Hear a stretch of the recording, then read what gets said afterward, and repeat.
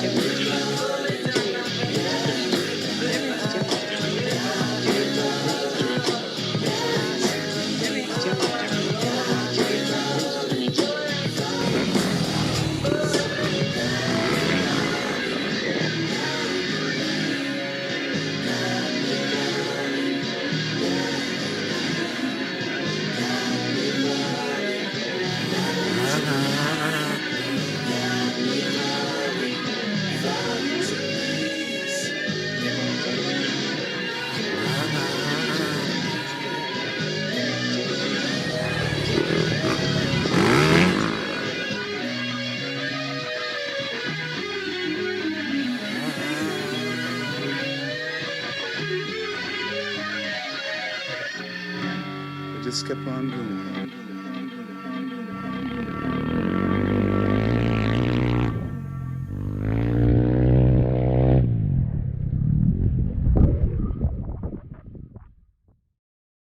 Live from Pahrump, Nevada, the Valley of the Dirt People, it's Tech Talk, Taco Tuesday, with your hosts, Jimmy Lewis and Logan Tyler. Welcome to Tech Talk Taco Tuesday, episode number 282, if my notes are correct. My name is Jimmy Lewis. This is the pod show, cast, stream, live mistake that I do almost every Tuesday, where you ask your motorcycle and motorcycle product related questions, and I do my best to answer them with all of my concussions that I've had and my face blindness and sometimes just a lot of experience. But as usual, we're here. I had my tacos. I'm all good. I have another guest that I am excited about because last week we had Colton Udall, who won the NORRA Mexican 1000, and this week I have another NORRA Mexican 1000 competitor who did it a little bit different, and I was impressed with how him and his buddy did the race, and I kind of wanted to dive down in it because I honestly, when I'm watching these guys do these things, I'm always fascinated by the stories, the way that they do it, and I don't know the full story, so I'm going to get to the bottom of it, hopefully, and I think that you guys can learn a ton from this. So welcome to the show, Joe Jackson. Hey, what's going on? I just want to say right off the bat, doing things a little differently is a really nice way to say 12 hours slower overall than Colton. So I appreciate that. I wasn't even going to get into that. the time difference. I don't when I'm in charge of this stuff, I don't look at results that much. And so like the only time I really have to look at results is when people send in like, inquiries and protests and stuff like that. Other than that, I kind of have a pretty good idea who's winning and whatnot. And I kind of see where you're finishing, but I'm just more worried about the whole thing kind of flowing. And so, Joe, why don't you tell everybody a little bit about yourself, where you come from, how you got to NORRA, and we'll just kind of start there. Yeah. So my name is Joe Jackson. Originally, I'm from Atlanta, Georgia. Moved out to SoCal in the LA area about 4 years ago now. And tell by the hat, I'm not fast enough to be sponsored, but I do work for these guys. So big shout out to Quadlock. I do all their content in North America. And NORRA was honestly the entire idea behind doing this was my buddy Gideon's fault. So Gideon couldn't join us today. But Gideon quickly became one of my best friends when I first moved out here to Southern California. And we kind of started riding dirt together about 4 years ago, right when I moved to California, basically, on a big adventure bikes. And we were at a buddy's house for New Year's Eve, and we were doing the thing, go around the room, tell us your New Year's resolution. And he's like, I think I want to do the NORRA 1000. And I was like, what is that? And he's like, oh, it's a rally race in Mexico. And I was like, that sounds cool. Let's do it together. And the rest is kind of history. That was the year. I think we decided to do it after Justin Dawes had made his film with his news outlet, kind of documenting the race. And we watched it and we were like, yeah, this looks sick. Like, let's do it. And we just kind of jumped headfirst in. It's funny because over the years we've had different guys that have come, and NORRA's been frankly horrible with the motorcycle media promoting it and whatnot, unfortunately. But we have had some outlets like that was Cycle World, whatever Cycle World is these days. I was an editor at Cycle World for 12 years, but back in the glory days. But we've had, when Alexander Smith came and did it on the Ducati, they produced some pretty good content, and it was it did. So that's how Gideon found out about it.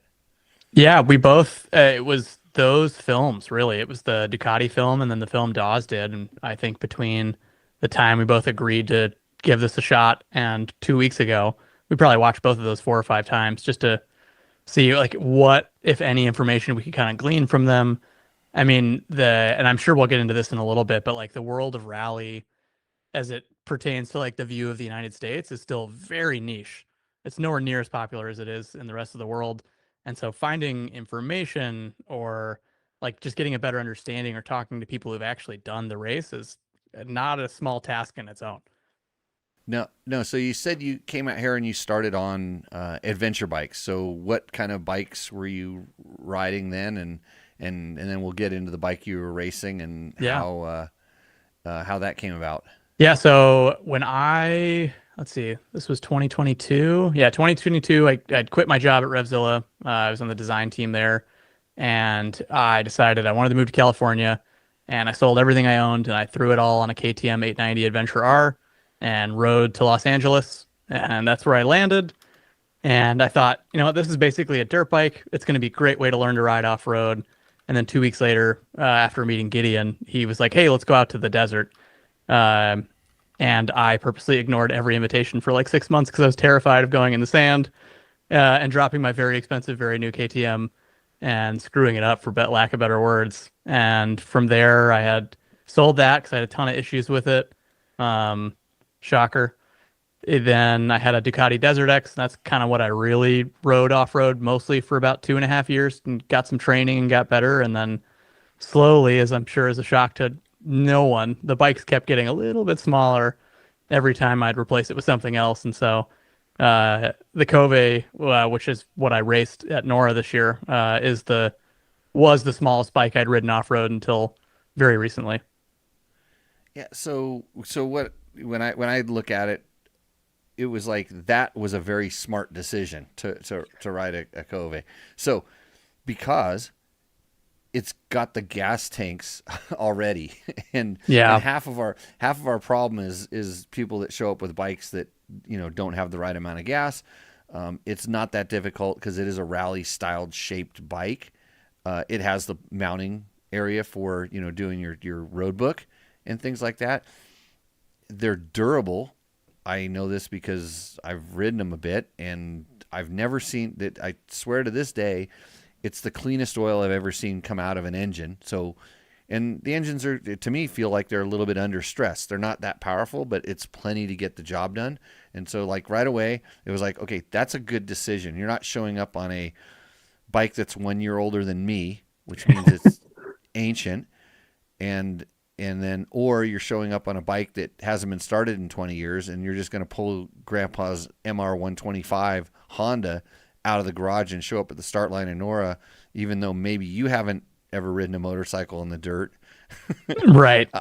Or maybe you're going to bring a KLR that runs on diesel, and you're deathly scared of sand. And I'm just using these examples because these are other people who have shown up at the start line. That's so insane. Well, I think so, but it's normal for them. I maybe they just do these kind of things. So, and I really don't get to see anybody. I see you guys on the Zoom meetings we have before.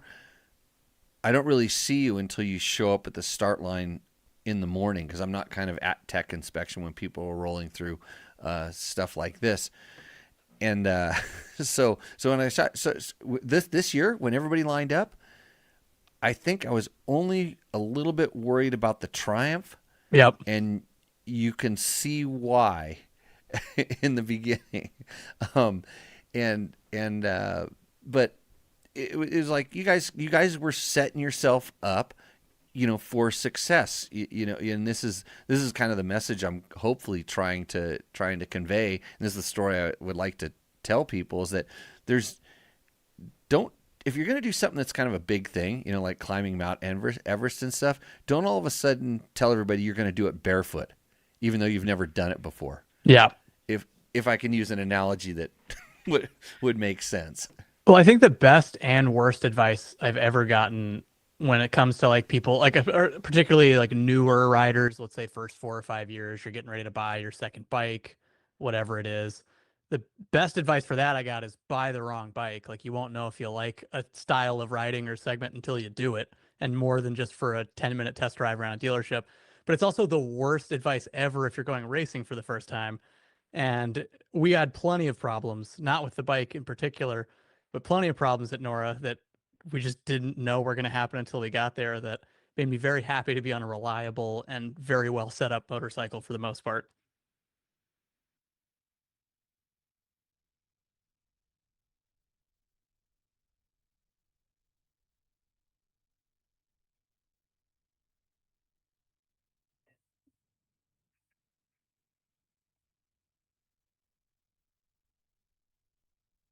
Yeah, the less than a year. So essentially, well, I should say exactly a year. We'll call it that. And the first time I ever ran a road book was April a year ago, and that was at SoCal Rally. And I was totally green. Kobe was pretty new to me still. I was in the worst shape of I think my entire adult life, and I'm not a great off-road rider now, but I was much worse then. And it was trial by fire. I think I made it 120 Ks in and I bailed out. I couldn't walk for like 2 days afterwards. I like felt lucky to be alive. I was like, what the fuck are we doing? This is crazy. And I'll give myself one excuse. This was the year that they told everyone to bring your two strokes. So it was much less traditional like rally roads and a little bit more enduro. And the Cove is a pretty big bike, especially if you're a less experienced rider in those kind of scenarios. So, but yeah, other than that, I've run maybe 4 or 5 road books in the 10 months leading up to NORRA, and that's kind of it. Right. So when we just kind of talk about, so NORRA Mexican 1000 is a road book rally. It's like a real rally. I was the race director, but it's one of those aspirational things. Like I have people come to me all the time, and whether you're going to ride to the Alcon, I'm going to ride the Alcon Highway. I'm going to ride here. I'm going on a trip down in South America, and this is definitely more prevalent when I was doing the riding school. Like, what do I need to do? And I have a lot of experience, so I would kind of, give people these kind of stepping stones on where to go. So it's there's definitely ways to do things, and everybody kind of has a different path.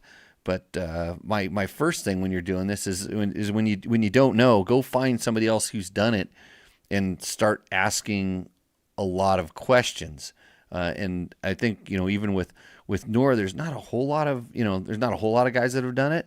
But how did Gideon kind of figure out what?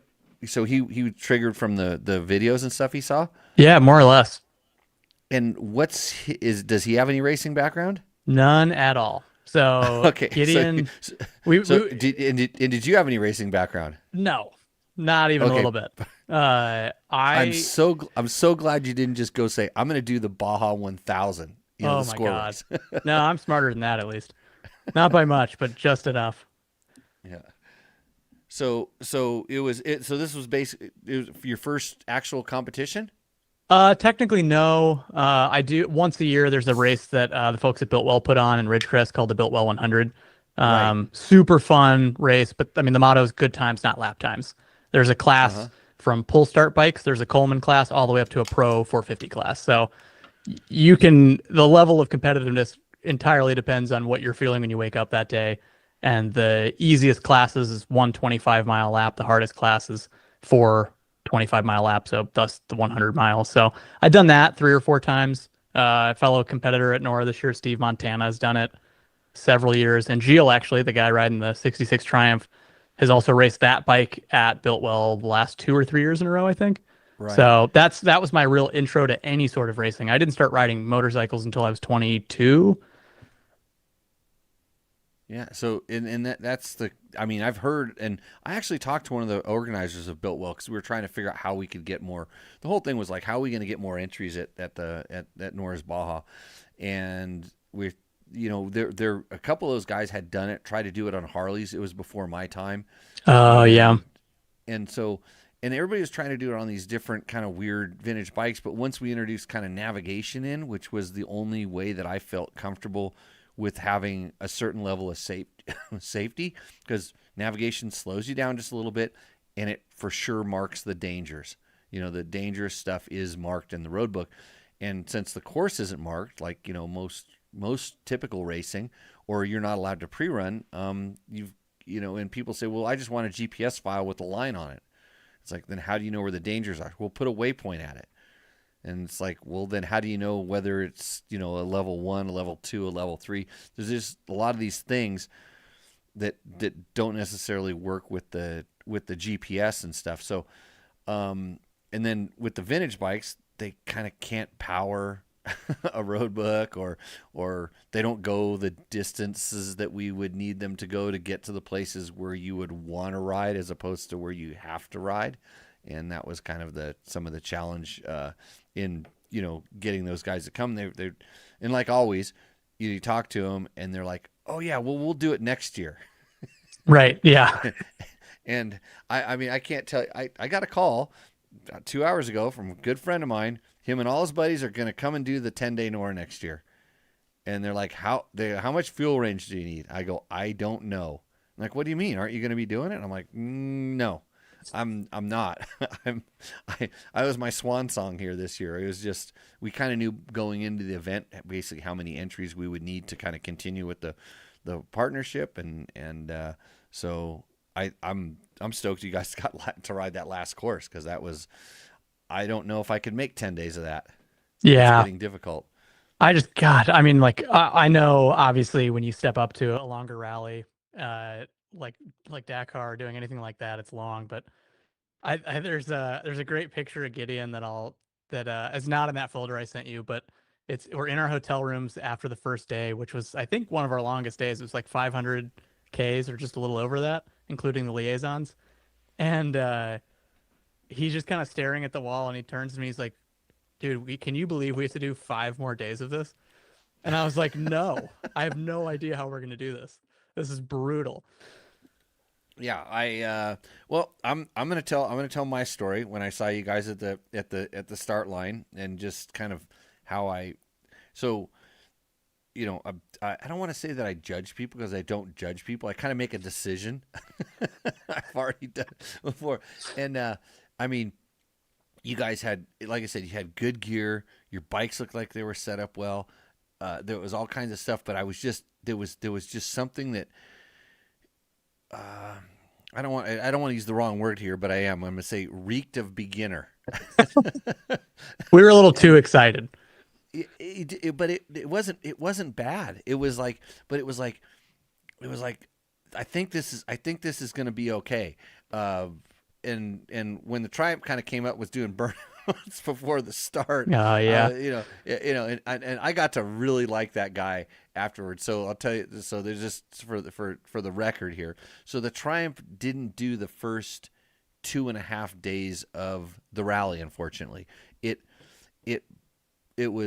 broke some kind of a part that literally wasn't just an easy fix, and these guys were driving it down the peninsula, finding like garages to go in and work on it, and they thought they'd have it fixed. They'd say, okay, we're ready to go, and literally just before they were going to take off again, something would go wrong. And this happened probably 4 or 5 times, because I was sort of in contact. We had a tracker on them, and we were wondering why they were driving all over south of Ensenada, we thought they went to a really nice hotel, but they went to a guy's shop near the really nice hotel. Just, they were wandering around trying to get started. And then when he finally got going, I'm like, well, I literally told our sweep guys, I said, well, probably going to be picking him up in 10 minutes, just based on what was going on. No, he took off and rode like a bat out of hell on that thing, and did really well once they got all the problems sorted out. So I kind of had to, and seemed like he had a great time as well. Oh man, yeah, it was kind of cool. We actually ended up for the last 2 or 3 days, we ended up kind of going back and forth quite a bit. Gilles is a really good flat track rider. That's kind of his specialty. Yeah. And those last couple days, there was a lot more like hard pack with some looser stuff on top. And I remember he's doing a film and all this content and stuff as part of a sponsorship with Triumph Heritage. That's part of the reason why he was dressed in blue jeans and Red Wing boots and a half helmet, like a crazy. And I think he was even running Steve McQueen's old race number, if I remember correctly. But I was like, oh yeah, like, hey, I know you're faster than me on this hard pack stuff. If you do pass me, like, hang back for a little bit, I'll film you, because like it's impossible for your guys to get this kind of, you can't get chase footage. Right. And so I hear him coming up behind me, and I hit record, and I was like, oh, he's moving pretty good. I can keep up with him for probably 2 or 3 minutes.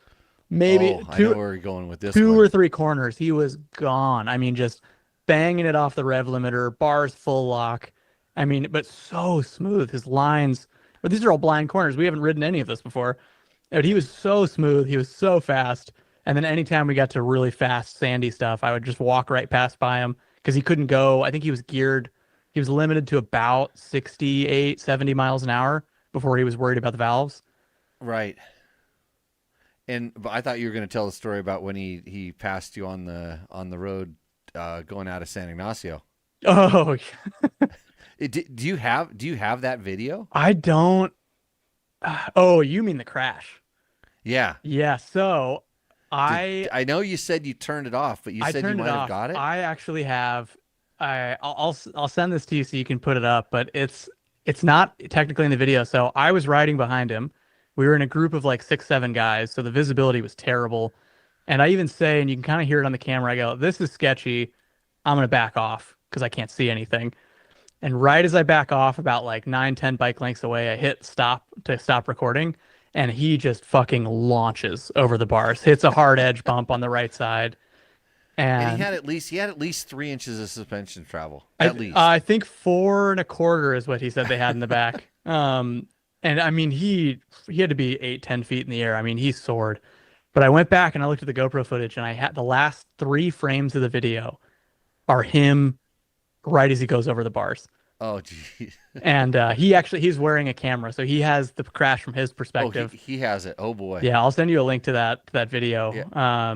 If you want to find it, it's on his Instagram, which I believe is the Road Show or something like that. Okay. Um, Yeah, I'm literally social media inept for the most Oh, part. yeah. I mean, I can turn mine on and maybe post something every once in yeah, a while. it's People- the roadshow.enduro is his Instagram handle, and Okay. they did like a reel or a video every day recapping, and he's got a great video for that day with the crash in it, and at the roadshow enduro. yes. Yeah, yellow circle is his like profile picture thing. Okay. Enduro. I'm gonna just put that up in the chat. It's funny, my chat seems like it's not doing too well right now. Usually I see it kind of spinning and I can't see any stuff on it, but the technical difficulty is completely the norm here. At least the sound's working from what I can tell. Yeah. Nobody's commented back. Usually when the sound doesn't work, all of our regulars will say, "Hey, you forgot to turn your microphone on," which is Right. kind of regular for me. Oh, by the way, this show would not be possible with the help of some of our sponsors, which are floating up on the screen behind my usually bald head. Yamaha is, of course, our main sponsor. It wouldn't be possible without them. If you are looking for a new Tenere, you're probably looking at that new Rally Raid version that they're going to be coming out with soon. But I'm still liking my old Tenere. Can't wait for the new one. Go to your Yamaha dealer and go Tenere like I did. Sorry for the Tenere plug while we're talking Cove. Oh, all good. Gideon's got a Tenere in the garage too, so that was Yeah, what he was riding mostly. So when you said KTM, I almost just dropped straight into my Yamaha read right then because that's that's what I do on this show. So Joe Jackson is here. He's from Quad Lock. He did the NORRA's Baja, which is the Mexican 1000, and it was his kind of one of his very first races, but it was a pretty good effort. I like I said, I was a little worried at the beginning, and every day I got more and more confident. On day 3, after the marathon bivouac, that's where we had our first really good interaction. Yeah. So there was some confusing navigation through a little village called El Arco, and we had to, our top 3 riders had a problem with their, because we were in a remote location, the Stella unit, which is sort of like our tracker, it didn't reprogram itself like it normally does. It usually basically in the night, especially when there's cell service, it automatically shuts off and then updates and loads the next day's program, or the program's actually in it. It's told through a cell service, or to switch to the next day's program. Well, while I was letting the first rider off the line, I was told that didn't happen. So our top 3 riders took off. And remember, I was kind of in a panic. Oh yeah, you're literally running. touching everybody's. I had to go push a couple buttons on your Stella and do a couple sequences to get it loaded up. So top 3 guys took off, and then I'm like, well, I'm pretty sure I can beat them to the gas where the gas stop was, but maybe not this other place. We had kind of a cutoff time where everybody needed to be by this thing. I didn't think I was going to be able to make it, but when I got there, I did drive kind of fast there. I was on mostly the same road you guys were on, except for about 30 or 40 kilometers. So it was a pretty fast road, but I got to where it was, and I tried to get one of our sweep drivers to fix it for the top riders, because we had a procedure to do it. Well, one of them got through. I think Colton went. Did Colton go too fast? No, because the Russian Eli, I think they stopped him. I don't know. So, anyways, we're trying to fix their GPSs, their units, and they kind of know that they're not working, but they don't know that they're not working. It's funny when you're in a race, you get so kind of wired. And that's not their main, their main concern. They're trying to race, and you don't really need the Stella. It's not. You could do the rally without it, but it sure does help when everything's working properly, because it's guiding you to the center waypoints and stuff like this. But Jesse G, I'm going to get to your question here in a second, and our chat is already answering it for you, so I'll get you soon. But so when you came in there, we kind of had cars that were sort of parked a ways off the course. At that point, we kind of moved off the course, and you were attracted like a fly to our stuff over there. And I remember kind of like, you all good? And you're like, yeah. And I'm like, kind of regroup, maybe it was stressful in the morning or something. And I remember pointing, I go, and here's the cap heading. And I pointed at it because I knew that was probably, I don't know if you can explain to people what it's like when you're off course and then the whole world turns 90 or 180 degrees. Yeah. So it's funny. So the reason I was in such a panic was I didn't realize I was off course. So we started out day 3, right? We leave the bivouac, or we leave the ranch we were staying at, and it starts out really fast, sandy roads. Like that's the one thing I love and I feel really comfortable in. And I actually managed to pass, I think, almost every other amateur leading into, like, getting into that area. I think there might have been 1 or 2 guys ahead of me. Like Steve Montana's was always been quick the whole week. So I was best. I started in the morning. We're like 55 Ks in or something. We get to that first speed zone. It's through that village. There's a little house on the left. A kid and his dad are outside waving. And it's like, oh, yep, here, go past this building, turn right. I think it was like a left or something. And I misread I looked at the symbols and I turned right before the fence line instead of after it. And then the next 2 or 3 notes were kind of quick distance wise. Yes. Yeah, you had to go across that ditch to Yeah. that village. Yeah. But the wrong turn I made had 2 following turns that were really close to being the same as what the road book was asking me to do. And I got so confused because I just ended up in some guy's backyard. Yeah. And call that magic road book where everything works, even though you're not on the right track. Yeah. And so but I did the thing. I was like, all right, like, I'm supposed to, Chucky said, if you get lost, like, go back to the last point you knew where you were and start over. And so I did that 3 times. And I did the same exact thing 3 times. I was like, okay, clearly this is wrong. And I think one of the support vehicles for one of the amateurs that wasn't using Baja Bound was there and was kind of like, maybe go a little further, because he'd seen me turn around 3 times. And I was like, okay. And like, if anyone watching has been to Baja or ridden there, locals either tell you exactly where to go or the complete wrong way. So you don't really know if that's right. But I went and I saw you guys over there and you were waving. You could tell I was lost as shit. And you were waving your arms at me and you pulled me over and you're like, hey, regroup, go to that intersection over there and follow the compass heading in your notes on this tulip. And so I went to that intersection and I looked at my tulip. You did exactly what the note told you to do. Yeah. And the note said, turn right at this cap heading. And I didn't read the cap heading. I said, all right, turn right. Jimmy pointed it out. He must be having some mercy. So I turned right and I was like, well, shit, I was ahead by 5 minutes. I lost 15 minutes getting lost. I got to make up all his time. So I just hammer it. And I go like Well, 30 Ks in the wrong direction before I run into a sweep vehicle. So here, well, the other thing is that the next note on if you would have done the right thing was like 14 kilometers away. Yeah. It was a long note, and those are the worst ones to mess up on. And so when you turn down that way, I was just like, we've lost him. Yeah, he's gone. You're going back to the ranch that we came from, and I was kind of trying to, at that point I'm kind of scratching my head to kind of think how are we going to do this? Yeah. Well, I got, I'm pretty sure you would have, I was thinking after 15 kilometers you would have turned around, but luckily our other sweep Jeep was bringing out the injured rider from the day before. Yeah. And so they were going really slow. And so I got on the radio and said, hey, when you see a bike hauling ass at you, can you please stop him and send him back? Tell him to come and see me again. Yep. Well, that again, I got super lucky. I went to find that left turn at about 14 Ks.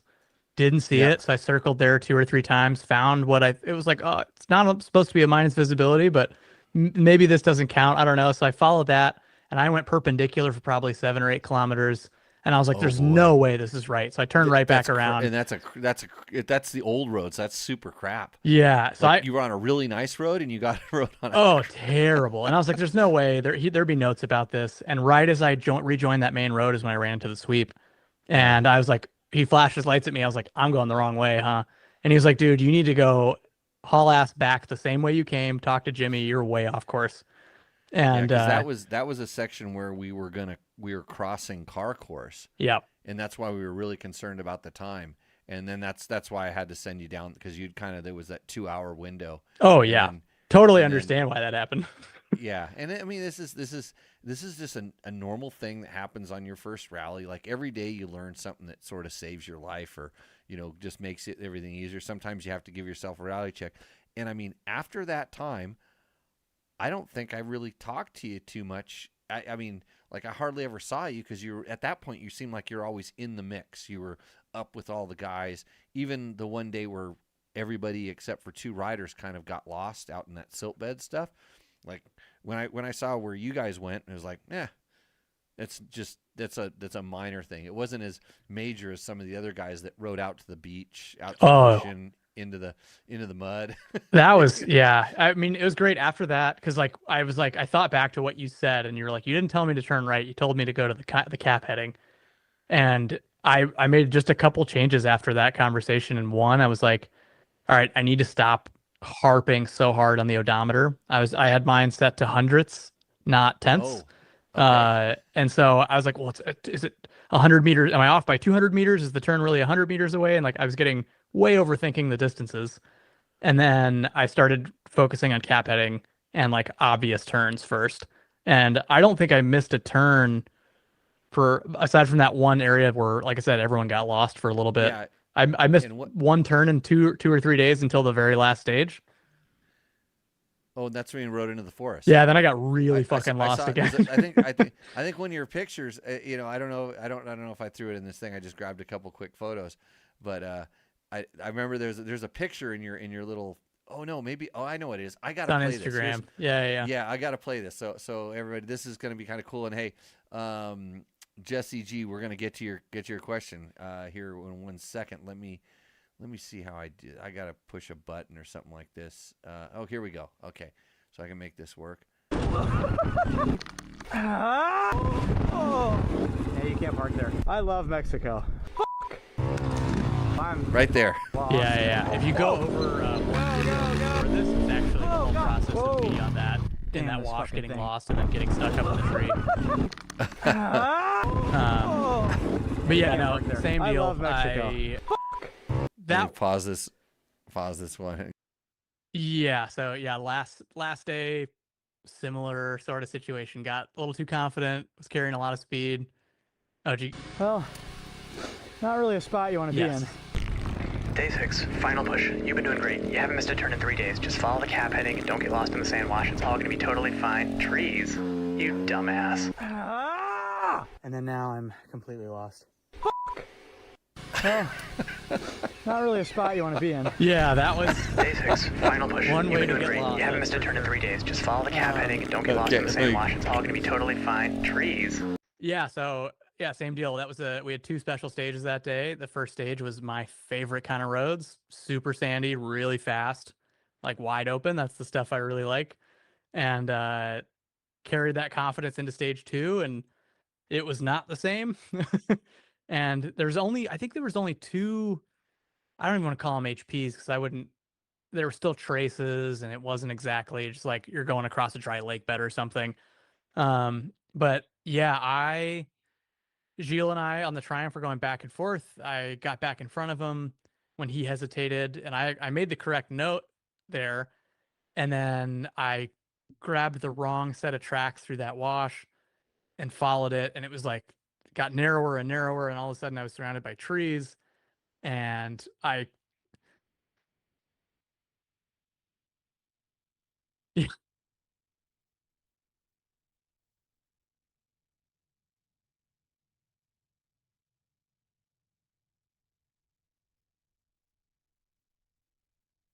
yeah.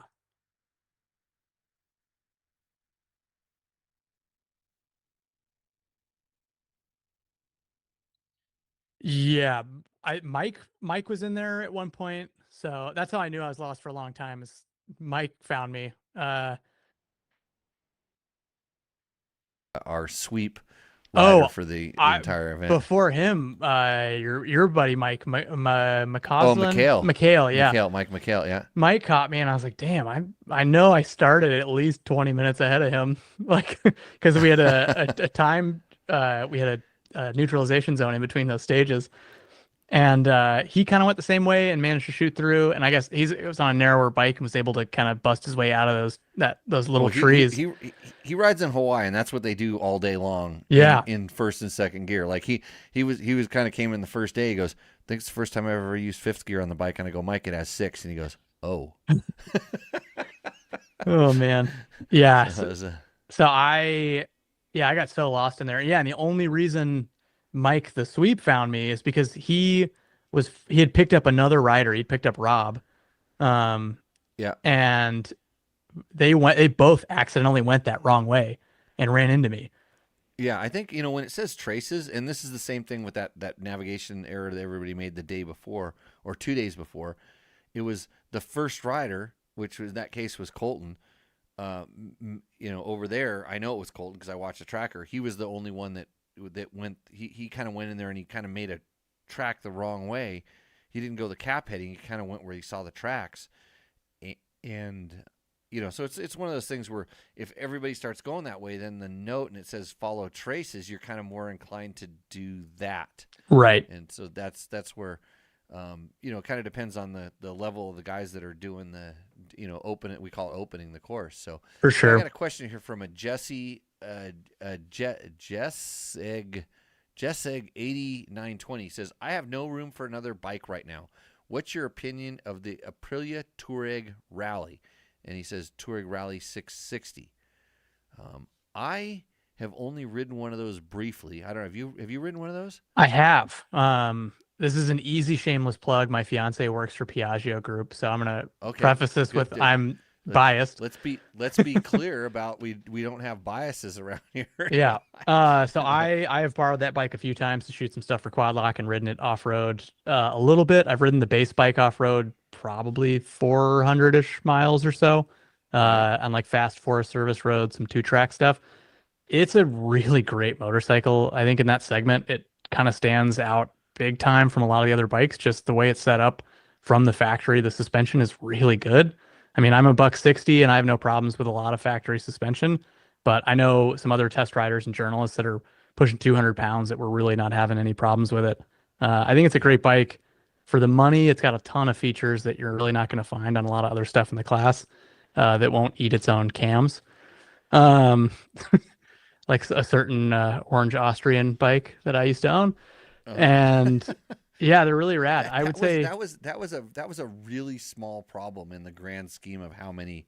Oh God, yeah, there were. Yeah. Did yours eat? Did yours eat it? Can't eat its cams? No, thankfully. So I sold mine 6,000 miles. Before I had a chance to never do it. Yeah, well, because in the few thousand miles that I had it, blown rear shock, both ABS pressure switches failed, the immobilizer failed twice. God, what else? Like every electrical problem, and even when you fix them yourself, the bike won't return to functioning unless you take it to a dealer and they reset the ECU for you with the dealer tool. Wow.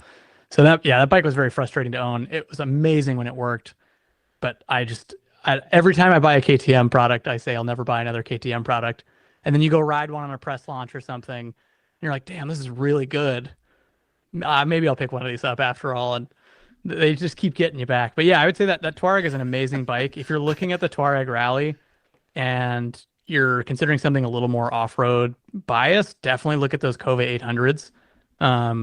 They are, Yep. It's basically, they took everything that could use improvement on that 790. It's a different chassis, but it's the same motor, different cams. It's got the big 49 mil forks. I think they have they have the Yuan forks and shocks, but they're basically clones of the Showa stuff. And it's just a really hardcore off-road twin cylinder bike if that's what you're into. But yeah, I got nothing but good things to say about that Aprilia. It's great. And the Aprilia, like on creature comforts, is kind of what I would say. Like, is it because I rode it only off road, and it was just really quickly, kind of like one of our classes, and I kind of rode it. And I go, well, it's not. It wasn't like so the funny thing is when I hopped on a Tenere, it felt like a dirt bike as far as the ergonomics, the layout. Yeah. It wasn't, but it just had it had a more dirt bike feel. Like the distance from the handlebars to the foot pegs was kind of normal, where a lot of adventure bikes, they stretch that distance out. And it's like BMW kind of invented the class, and that's the way they were. So even when KTM had the 950, it was still like, oh, we can get away with a little, putting some extra gas tanks up here. Where I hopped in that Touareg, and that's kind of what I remember. It was like, this is a lot like the Yamaha. The rider compartment is actually, pretty nice, and it felt like I always say, it felt like they had dirt bike riders in the development process, and they listened to them. BMW has had dirt bike riders in the development process, and then they when they're not looking, they just go, we're not going to listen to anything they say. So yeah, interesting. So anyways, that's what I say. Now the chat's saying they can't hear me.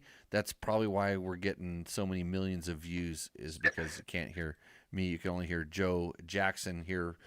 He's from Quad Lock. He did the NORRA's Baja. He is also a motorcycle journalist and has been around this a little bit. We're kind of hearing his NORRA stories if you're just kind of tuning in. So Joe, thanks for joining us. Hopefully the sound comes back alive. I don't know. I've made a couple adjustments on my side, but that doesn't necessarily mean things have helped. Another thing that we do on this show, I don't know if you're familiar with it, probably not because nobody ever watches this, is we do a segment called Roost or Endo. Okay. And in this segment, the way this works is our viewers send us a picture of their bike, and they tell us a little bit about their bike. And then we get to decide, well, you don't have to, but I think you should. We tell them whether their bike roosts or endos. Roost would be good, endo would be bad. Yeah. Selectively. Anyways, this segment is brought to you by Taco Moto. That's tacomoto.co. Taco Mike likes that we will either make fun of your bike or just make fun of your bike, no matter how good it is.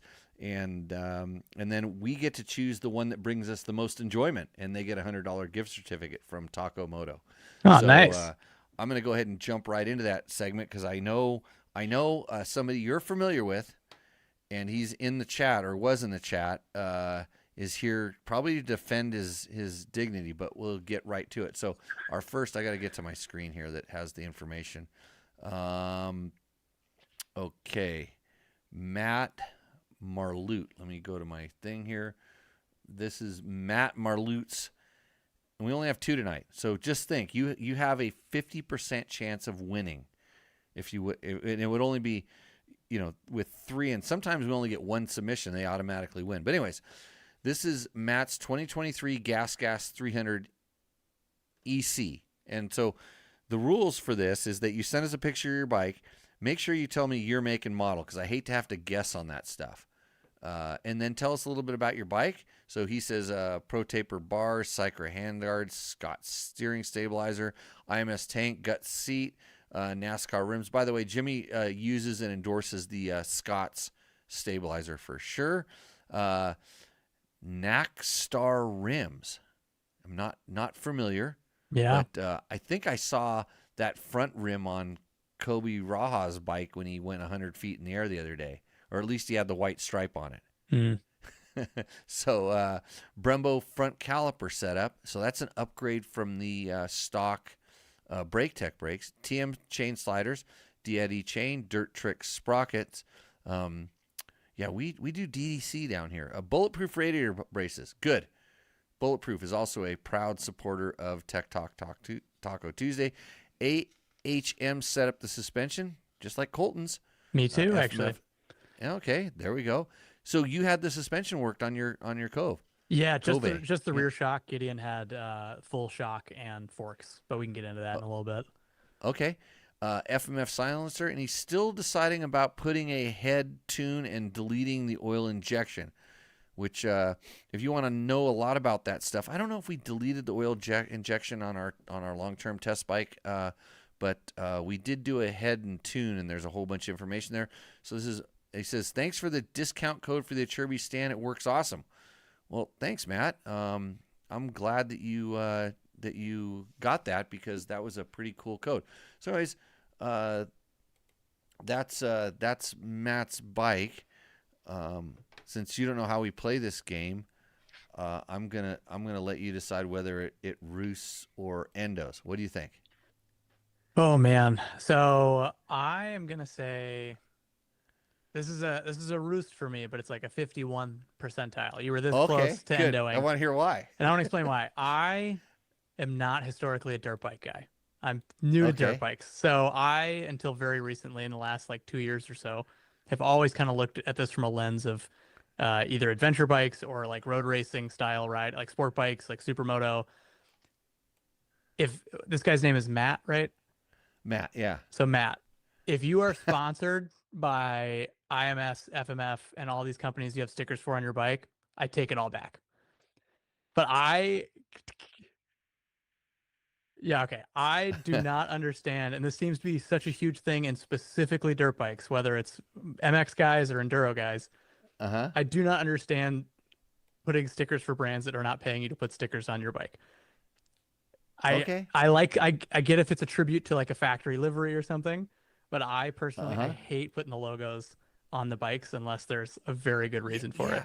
Not my thing. Okay, okay, hold on a second. I'm gonna put your photos up. Your look is pretty. Your look is pretty clean. It is. Yeah. And I shamelessly the bike livery and my rally jacket and all this stuff is a tribute to an amazing brand that I used to work for. That I got their graces for putting on the bike, and that's Brother Moto in Atlanta. But yeah, in general, I don't get the whole sticker of the bike. Not my thing. But I'm a professional hater, so as a fashionista, I'm just gonna. you're well. So he gave us the list of all the stuff he did. So so Matt, I'm gonna tell you. I think that your bike probably, I think it roosts for this reason. The one thing I look at, like, I get really particular about it, and I usually pick on people if they don't use all the same sponsors. Like, it needs if it's a Jimmy bike, it has Fasst Company flex handlebars, Scott steering stabilizer. You know, you're running nitro mooses, the whole, you know, you got a little thing. But when he said Brembo front caliper setup, I'm like going, okay, this guy, he's not just modifying, he's just buying every part in the book. I got a little discouraged at the end when he was talking about the head tune and deleting the oil injection, because like for some people that's like going off the cliff. You're just going overboard. But all the stuff he's using are good. It's good quality. I don't know about the Nackstar rims, but like all the stuff, it's like, hey, he's building a pretty nice bike. And he's getting it set up, and so I tend to say that this bike roosts kind of for.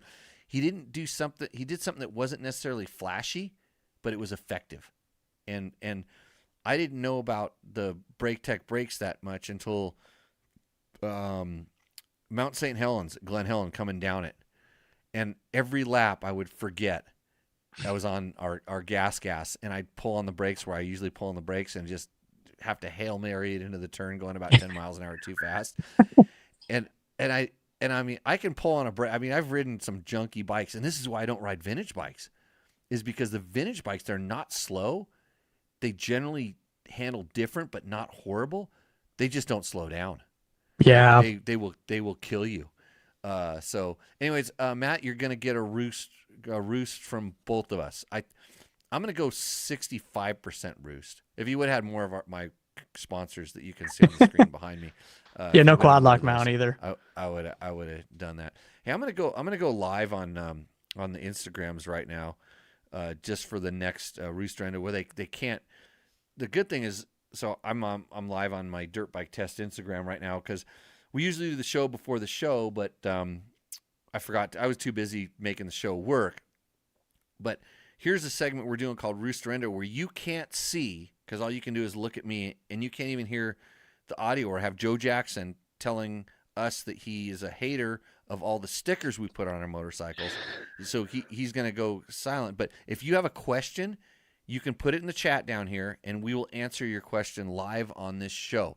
So our next bike is from some guy named, his name is Rob Bob.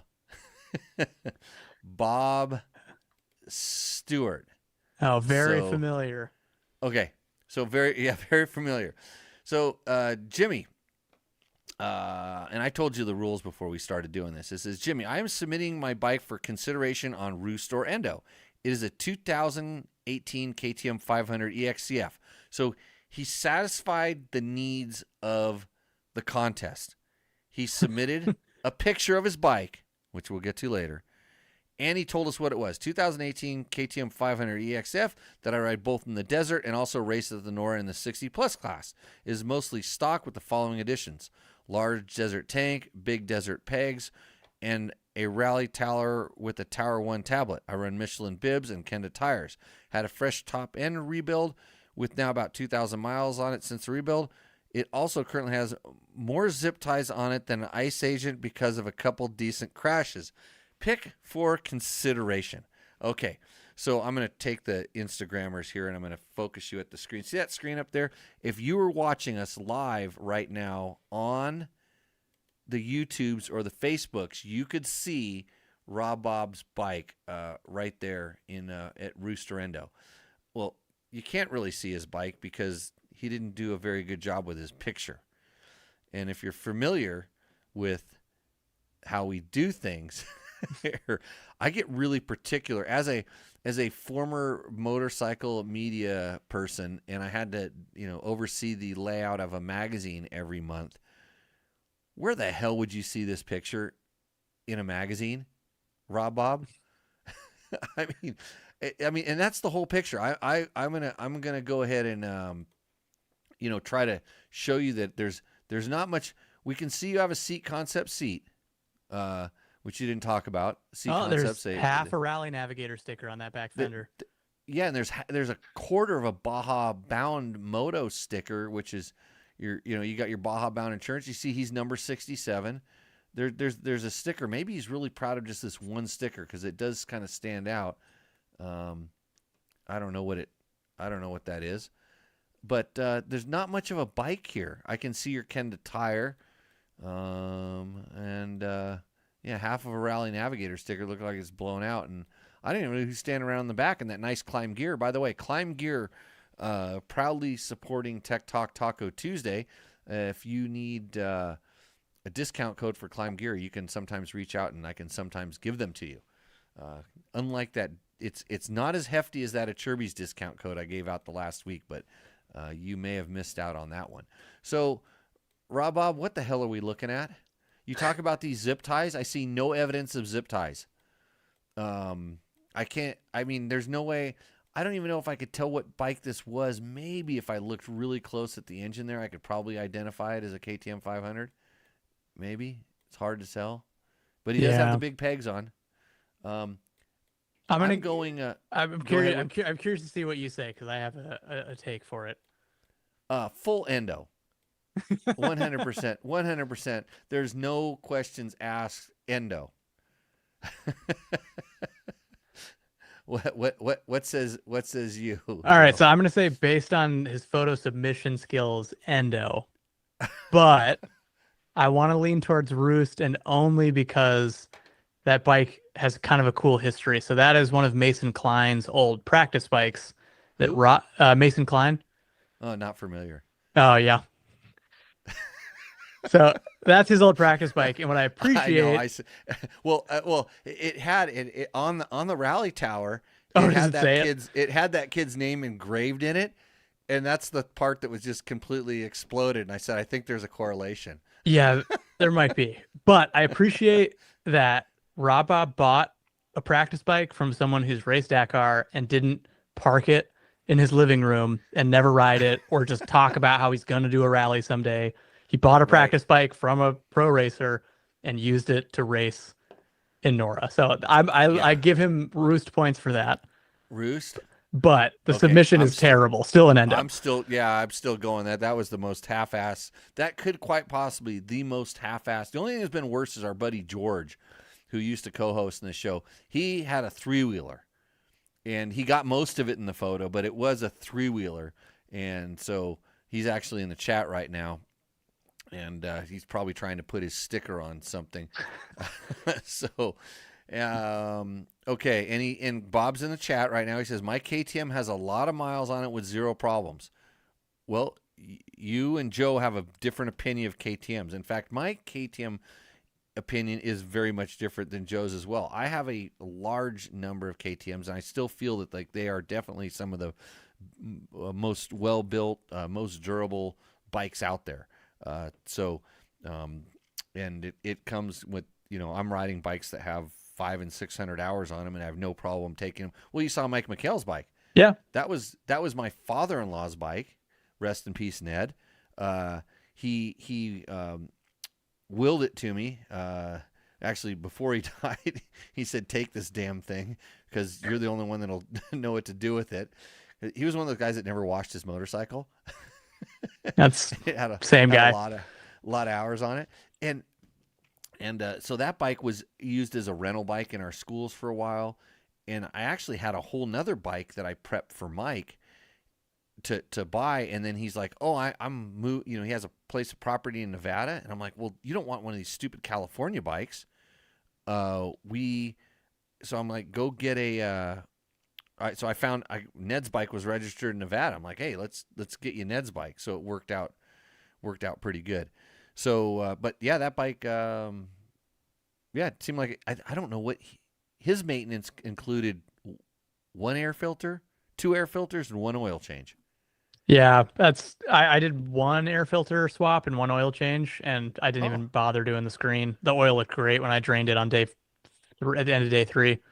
Yeah, welcome to Cove. Yeah, there's a couple of guys a few years ago. I can't remember if it might have been NORRA. I think it was the Baja 1000, but there was 2 or 3 guys that bought a brand new Cove 450 Rally and did the whole 1,000 miles on the break-in oil and didn't change it until after the race. And they were like, it didn't look bad.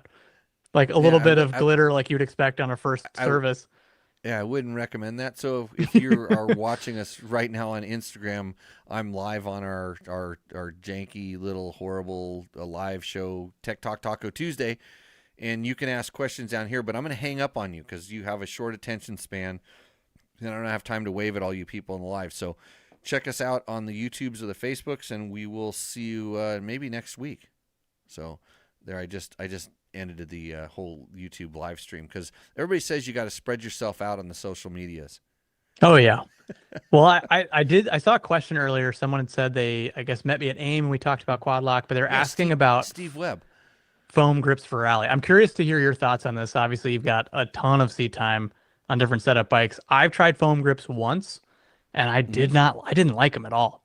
Oh, great. We're going to have a good talk about this. Yeah. So I got a factory BMW ride. And I'd done 1.5 Dakars before I did that. And I'm pretty sure that my KTMs did not have those grips on it, because I would have cut them off.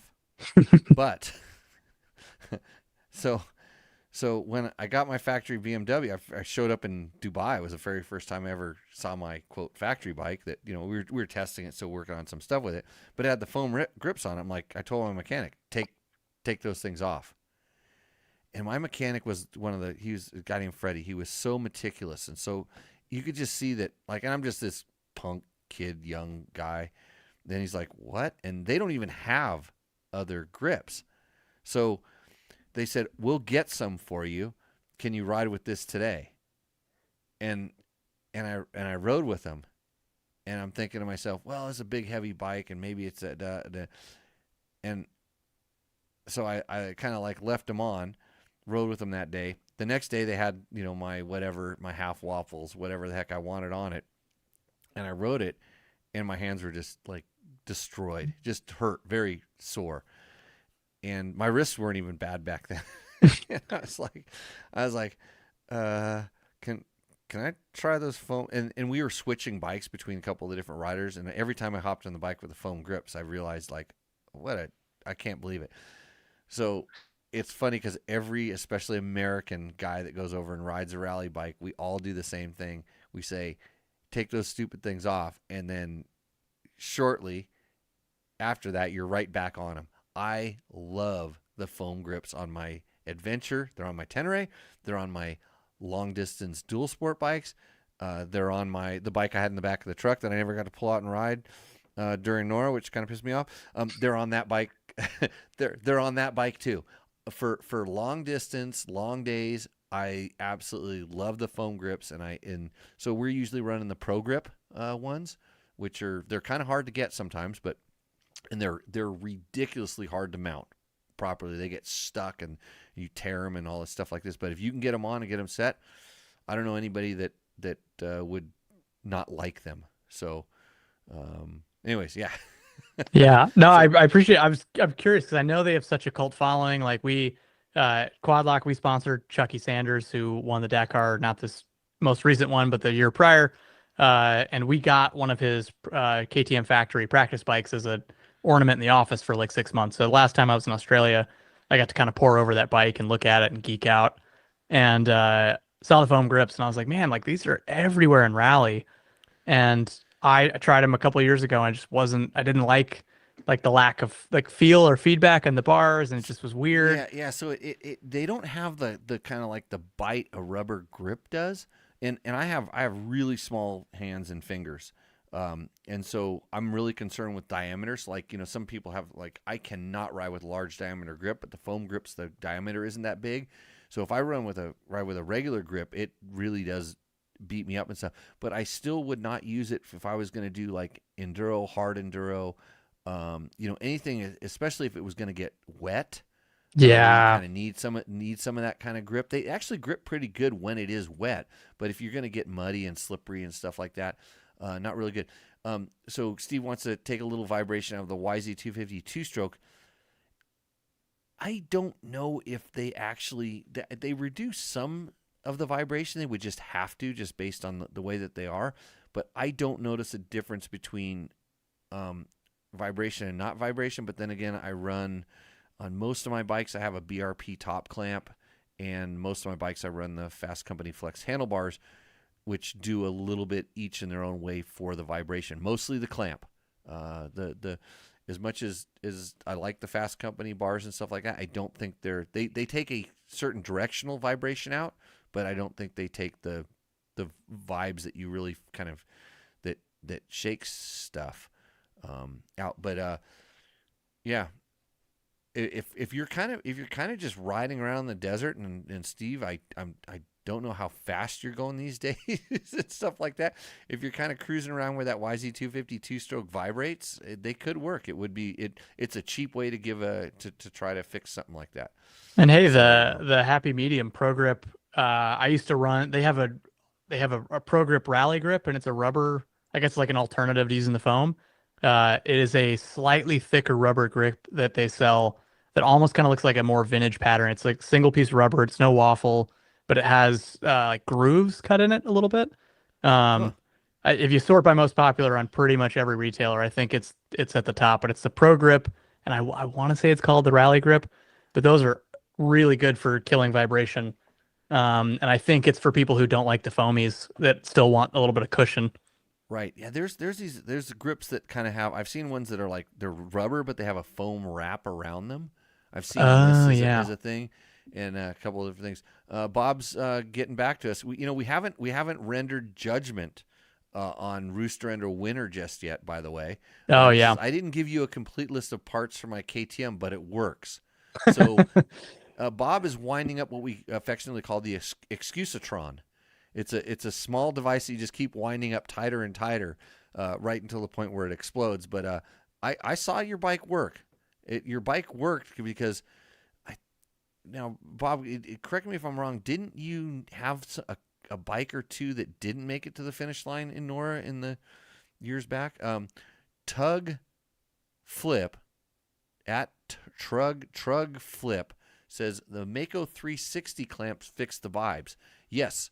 That is another option for fixing the vibes. I have tested those, and I'm not a super big fan of what they do, but I definitely know that a lot of people for vibration and stuff, they work really good, especially if you can get away with the softer elastomers on that. And ODI Rogues are the best grips. I like it. I like an ODI grip. I've run them on a few bikes. I like the clamp on. Yeah, those are actually nice. I've been running like the Emig grip, which is an ODI, and have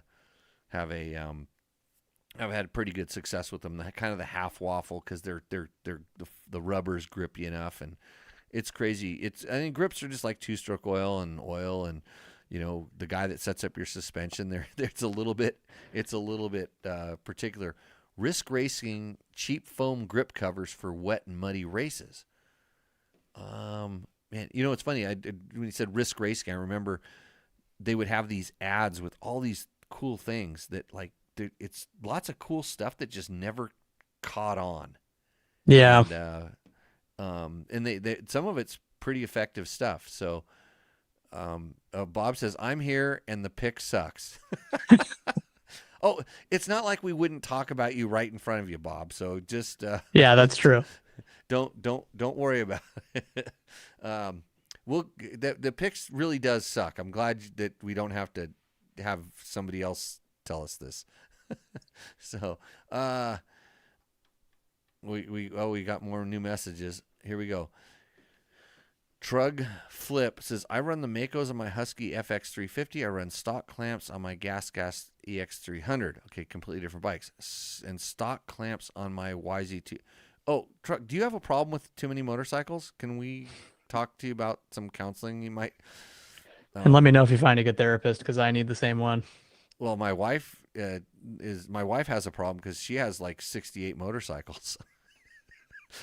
Most of them she doesn't even know about. Yeah, she was kind of surprised when we got matching his and hers Husabergs not too long ago. It was good times. And the worst part is she had to use her Husaberg that had a failing clutch slave unit to tow his Husaberg that the ignition went out back out of the desert. And luckily, my neighbor, he said he almost, my buddy, he almost took a picture of us coming in because that would be, that'd be our Christmas card. Yeah, there you go. So, anyways, let's see. It'll only last one race. I think he's talking about the Risk Racing stuff. Yeah, I don't know. So what's the deal with putting the foam over the grips for like a mud race or a wet race? I live in the desert, so yeah, I've done mud races before, but it was always don't crash. That was the solution to not having problems. I wonder if it's like the same idea as just like a tear off for your grips. Like hopefully you don't need it, but if you drop a bar in the mud or something, I'm not sure. I'm not super familiar with them. Huh. Yeah. That would be so like tear offs for the grips. Yeah, I don't know. I think it's I've seen the things that they make for like mechanics to cover the grips. It's like a Velcro thing that they put over the grip, so when you're getting your hands oily and stuff, doing your air filter, and you push your bike around, that works. But no, I'd have to. I wish if I had a producer on this show, I would Maybe say, hey, get looking a stuff picture up of on the that. side. Yeah. Yeah, and then they could fly it over into the show and the screen. But I scare those guys away. They're usually young kids that come in here and think that they're just going to ride dirt bikes all day, like all these free dirt bikes that come in and out of this place, and then they realize that there's some work around here, and we don't get very far. So, by the way, everybody's wondering what is the tequila tonight. I'm sure. Unfortunately, our good friend, Big Tickets, Mark Daniels, passed away a few weeks ago. I found out about it on my way back from NORRA, and Mark was always telling us what tequila he was going to have. That's the fifth tea in Tech Talk Taco Tuesday. I'm going to have tonight some Ragosa. This is a tequila here. I have the emergency cam, which is really the one to show the tequila. This was a favorite. My buddy George, like I said, who he used to ride motorcycles. He used to come in and co-host on the show. His wife actually brought me a bottle of this back from Cabo. Which Cabo's not known for tequila, but it's a Mexican one you can't get here. So, anyways, thanks, Carrie. Cheers to Mark. I'm sure he's tipping one back with us up there in the big podcast studio up in the sky. Indeed. Speaking of producing, I was able to confirm those are the grips I was referring to are the Pro Grip 714 Rally Grip, and they're a thicker dimpled rubber grip. The one that you were talking about. Yeah. I haven't used them in years, but when I first was riding like FC6s and like I had a very brief inline 4 days where in like those early 2000s fuel injected bikes, just like you get that wrong resonant frequency on the interstate, your hands go numb. And those are the only grips I found that really took it out on those 4-cylinder bikes. Everyone's like, those are dirt grips, right? And I was like, my hands don't care. They work, yeah. So I'm like I said, on any of the endurance stuff, long distance stuff, I'm a big fan. Yeah, cheers, Carrie. Thank you very much. Like it was hard to find. Actually, I got this bottle on the closeout rack because they've changed their bottles and stuff. And the guy was really surprised that I went for that because he said, how'd you find that? And it was kind of in a corner. And he goes, it's actually pretty good. I'm like, yeah, I know. That's why I sought it out. So, anyways, hey, did you get your Johnny Campbell beer? I did, yeah. Yeah, Gideon and I both got a 4-pack, I think. Did you get them signed? No, I didn't even think to do that. I got mine signed, and now we've lost the signed cans.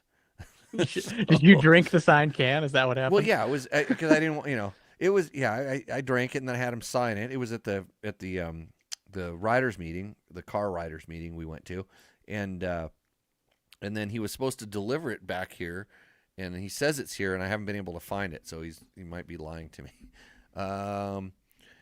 And Barkeep. Oh, it's Barkeep, not Bark Eep. That makes sense. Pro Grip was my first grip on my first bike, KLR 650.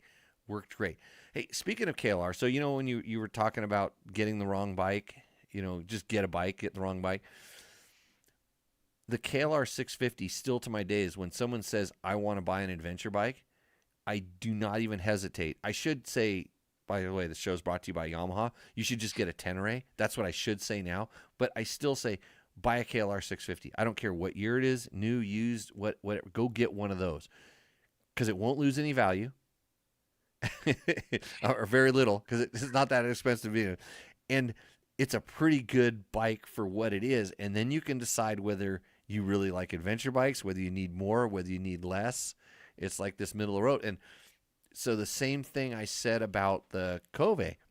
When I rode the Cove, I said, this could be the next KLR 650. Because the one thing that those bikes have in common, besides being low horsepower and really slow and kind of they have big gas tanks. Yeah. Am I being mean to your Cove? No, you're not being mean. I will say for some reason that lights in my office are dimming. But no, I think the biggest, what in the world is going on with my lights? Sorry. No worries. Yeah. It's, as long as your internet connection doesn't go out, we'll be okay. Yeah. I think if it goes out, don't worry. I will read from a poem from Coffee Brewed with a Graveyard Mist from Jerry Bernardo, who just released another brand new book that I have to go on the Amazons and buy. And I'll read it in the special poetry reading voice. This guy right here. Just in case it needs to be done. So if the power really starts, are you in Mexico or something like that?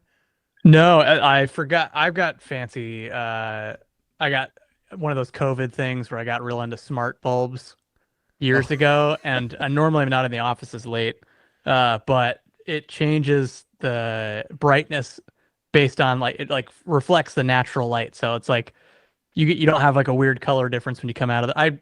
I do video editing a lot for work, so I need accurate color, and I like to have the correct light around me. So it basically will match whatever the sunlight outside is, so that I have consistent color temperature. Big nerdy thing. But yeah, and it decided, oh shit, it's 8:30, the sun's going down, time to slowly dim as we get later in the evening.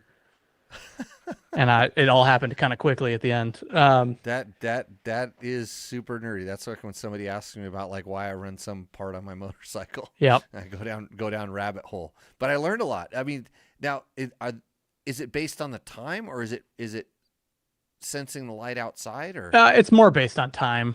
Right. I think there is a very fancy version you can do that does that, but for what I'm doing, I'm not doing crazy big dollar commercial stuff. So my monitor is calibrated for color, and that's about as good as it needs to get. Yeah. I thought you were going to tell me you were in California and they were changing the rates. Yeah. Of the electricity. Now you can afford to get a different color light temperature. Yeah, exactly. Let's see. It is an unlikable bike. It's a donkey, but it will withstand abuse. The KLR. That's good that you put the KLR at the end there, because I thought you were talking about Rob Bob's KTM 500 that we saw a picture of a part of. And the KLR 650 Gateway Drug. I bought it for $3,500, rode it for 4 years, and sold it for $3,500. How do I know this stuff? Yeah, it is. I don't know if I want to call it is it the worst best bike ever? Would you say is more accurate than the best worst bike ever? I think it's the worst best bike ever. The best worst bike. No, worst best bike. I don't know. That confuses my brain, kind of like what you were talking about with those lights back there. But yeah, hey, we'll talk about anything here on Tech Talk Taco Tuesday. We'll answer 9 out of 10 of your motorcycle product related questions, brought to you by Yamaha. So the best bike is the I tell you what, I went and rode my YZ250 FX the other day and had a absolute blast. So that could be the best bike right now, because I had the most fun on it in the last 3 days. So got one. Taking my girlfriend up in the mountains in Colorado on the KLR fully loaded luggage. Truckers pissed that I was going so slow, fully pinned. That sounds about right. I was going to say maybe you should look at the weight load of the girlfriend, because I think a KLR should pass a truck. Not to judge or anything like that, but I'm just going to go to the lowest common denominator on this. Okay. Let's see what else. So we got to pick our winner for Roost or Endo, because I'm sure Rob Bob is itching at the boots. You know, I always give extra credit for people that are in the chat that are there trying to defend their bike, and he has been there making a lot of defense for it, a lot more than our other guy Matt, unless he's under some strange alias name that I can't find out. That'd be Matt Marute and his Gas 300. I mean, just based on the photo, Matt wins. Based on all the modifications, Matt kind of wins. Based on anything else, I think Matt wins, but he's not in the chat. You know what I mean? Man, I think Rob could do all the lobbying in the world, and I still would not give him the win. Just based on the picture. Based on the photo? Yeah, because we have more context than anyone else who's going to look at that photo, so it's not fair. I feel like I have been such a hard ass on the photos. Like, people send us pictures of their bikes in their garage. Oh, actually, I'll show you in Rooster Endo here. So this guy sent me a photo. This guy here. This is this group. This guy over here on the left. He circled it. He's the guy that sent the bike in, and he said his group of riders would beat me up if I didn't make his bike win. That's incredible. So yeah, it was well thought. So he said these guys, if they find me on the trail, that if his bike doesn't win, I'll have a problem. So, okay. So you're going with the gas. I'm going with the gas. I hate the race stickers, but I get it. Okay. Yeah, you didn't like those. I'm going with Rob Bob's bike. So right now it's currently at a tie, and this is where we're going to put it up to the chat. So you people in the chat are going to get to pick the winner of Roost or Endo tonight. I will do my best to keep track of it. Let's see. Trug Flip says, I had a KX500 that I put a timber sled kit on. Big mistake. Oh, well, interesting. But that was like 12 years ago when we were still figuring out the timber sleds. Obviously, eventually went 450 for snow. I guess if it's an old timber sled kit, maybe they robbed a little bit more power, but I always thought that you could never have enough power on a snow bike, has been my experience. But 500 probably just doesn't have the power band to pull that. So I'm not really sure how we got into snow bikes all of a sudden, Trug Flip, but we will talk about anything.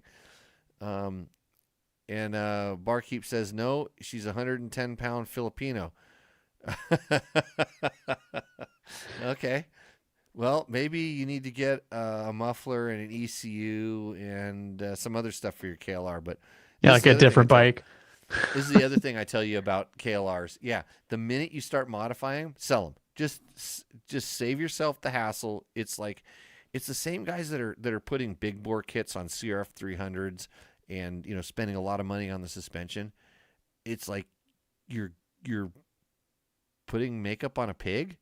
So I actually have to disagree with you. I've ridden one of Aries big bore 300s.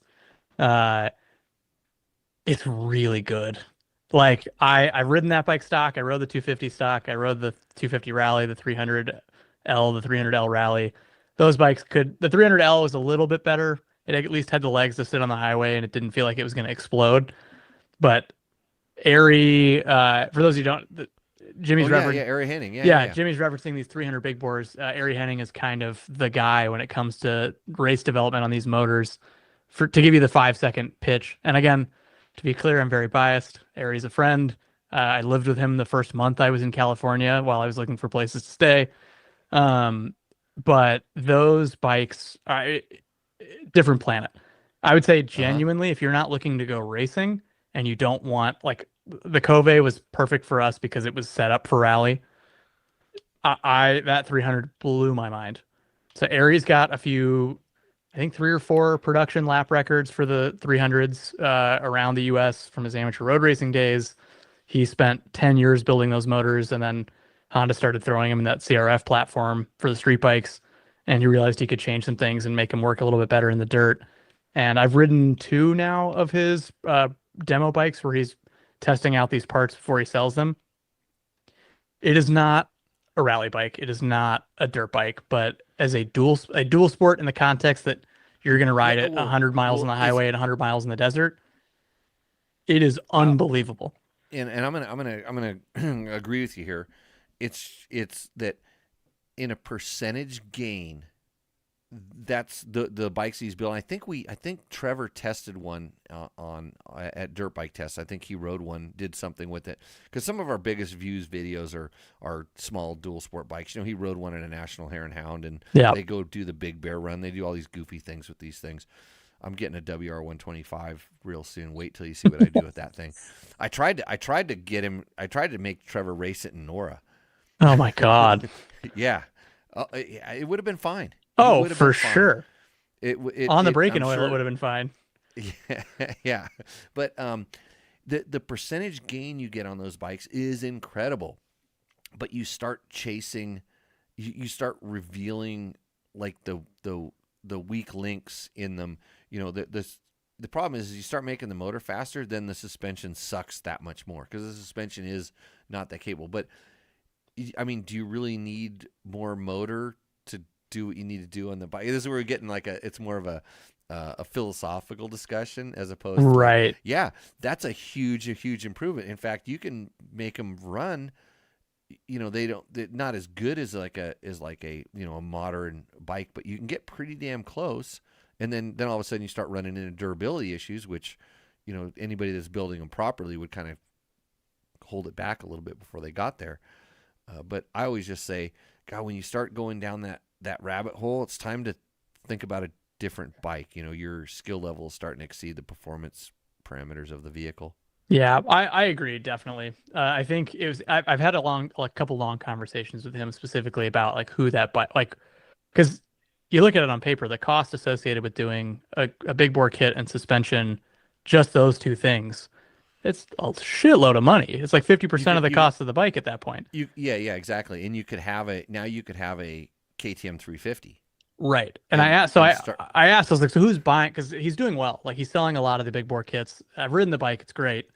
And I'm like, who's buying these? And he goes, it's a really specific niche. 5-year-old. Yeah, it's older guys that are usually sitting down that maybe either carry a little more weight and luggage or on their body, and they want a lightweight bike with easy reach to the ground that still has decent ground clearance and decent travel. And that has some get up and go. Yeah, and like to his credit, like we went out to Santa Clarita and rode those bikes, and we brought out 3 bikes that day. His latest CRF 300 test bike, he was testing one that was lowered internally 1 inch, with the full KYB suspension on it. My Cove 450 Rally with the stock rear shock still on it, and then my Stark Varg EX, the enduro model. And it was me, him, and our buddy Pat McHugh, who was also at Revzilla. And we just kept swapping bikes all day, and like 3 wildly different motorcycles. Oh yeah. And it was so interesting to ride that 300. I'd ridden it in the desert once before, and I was like, yeah, like the Cove is, if you want to go fast, get on the other bike with a way longer wheelbase and better ergos. But that 300, we went up to one of the steeper climbs in the Cove, screaming at the top of first gear to get up it, just because you got to be so high in the RPMs to make power out of that motor. And he literally put it in second gear and crawled up at like 10 miles an hour, 200 or 300 RPM off idle. And he's like, I was like, you can't do that on a stock 300. Let's see. You're not going to do that on a KTM 350. Yeah. And the Honda's not going to vibrate your hands heavy off. Crank, yeah. Heavy crank, heavy flywheel, chug. And then the fuel injection on those things is pretty good. I don't know about when they get modified how they respond, because I haven't really ridden them too much. Yeah. But generally, now that bore kits used to just never work on carbureted bikes, big bores. They would go a little bit, but once you started going big, they just never seemed like they worked, because it's a pump, and the front part of the pump, was the carburetor, was never designed to work with that. And then now we're boring the carburetor, now it's jetting as a nightmare and all stuff. Right. Fuel injection, it kind of sniffs out what it's doing, and it figures this stuff out. And the bore kits have become so much more adaptable. But I wouldn't, I always just warn people, because the people I know, and maybe they aren't the target audience for that thing, but they just go down modification rabbit hole. And the minute they've kind of almost built the bike that they wanted, they're going to run into something where now the frame flexes, or the frame breaks, or the wheels can't hold up. And when you're sitting there looking at a $22,000 CRF 300, and you could at that point, but yeah, it's different. Yeah. Lowering. I got a whole thing on lowering motorcycles as well. My take on lowering bikes is like, well, you don't ride with the feet on the ground, so don't make that your primary concern when right riding. That shouldn't, don't affect the way the bike works when you're riding it to make it work better when on the few times that you're stopped. Okay, here we go. The Moto Creative, this guy says he votes for Rob Bob. We can help him take a better photo next time. The Moto Creative is Gideon, so it looks like he is in the chat here. Right. And then the Trug Flup and a couple, and Boss Luel 33 says, "Hey Joe, congrats on the race, congrats on your engagement too." Well, congratulations. Thank you. Yeah. Barkeep says, "First bike KLR 650 to Husky 701. I know you hate. Yeah, I'm kind of the Husky KTM 690 Husky 701 hate club. I had one. I'm in the same club. I hate it. Really? Yeah. It's kind of like the XR400, which I was the most XR400 love guy in the world, but it was like this bike does nothing good, but I really like it. And so that Husky platform, it's got as far as a big 4-stroke single. Oh, it's awesome. Such a good motor. And then it's in this chassis that just says, what do you want me to do?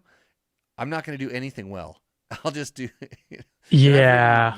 I've ridden rally conversion kits on them and supermoto setups, and it was like, I don't know what this thing is for.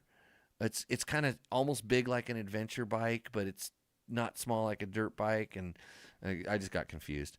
Yeah. He has a TW200 to teach all my buddies. Nice. Okay, that's scary because that front tire, the big tires grab too much shit. A YZ250FX to YZ250X2 racing as much enduro and cross country as much as I can, and KLR full blown life changer. Okay, so he's saying that he started with a KLR 650. I wonder if I told him to do that. But anyways, he's gone down the path, and now he's on a YZ250 and YZ250X. Blue Crew, this show brought to you by Yamaha. See, you can start on whatever you want, but you're going to end up on a Yamaha, and it's going to be the best bike ever. Just saying. Here's another comment. 300's lug, bro. That's why everyone loves them. Taco Moto tune on a TBI. Not much better than that. I'm about to get one on my TE. Friends got it flashed. Completely worth it. Okay. I got it.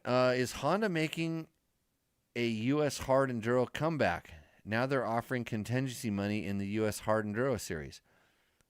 I don't know. I doubt it, but I'm pretty sure that's a way they can put a whole bunch of money up and never have to pay it out. I don't, because Honda does not make 2-strokes. And I haven't really seen a whole lot of 4-strokes doing much in the hard enduro series. Maybe you could do well at an enduro cross on a 4-stroke. You could probably bump up a 250F and have a pretty good bike there. But let's see. Somebody says just shave your seat. Don't make lowering kits. And Bob says he's really got better pictures.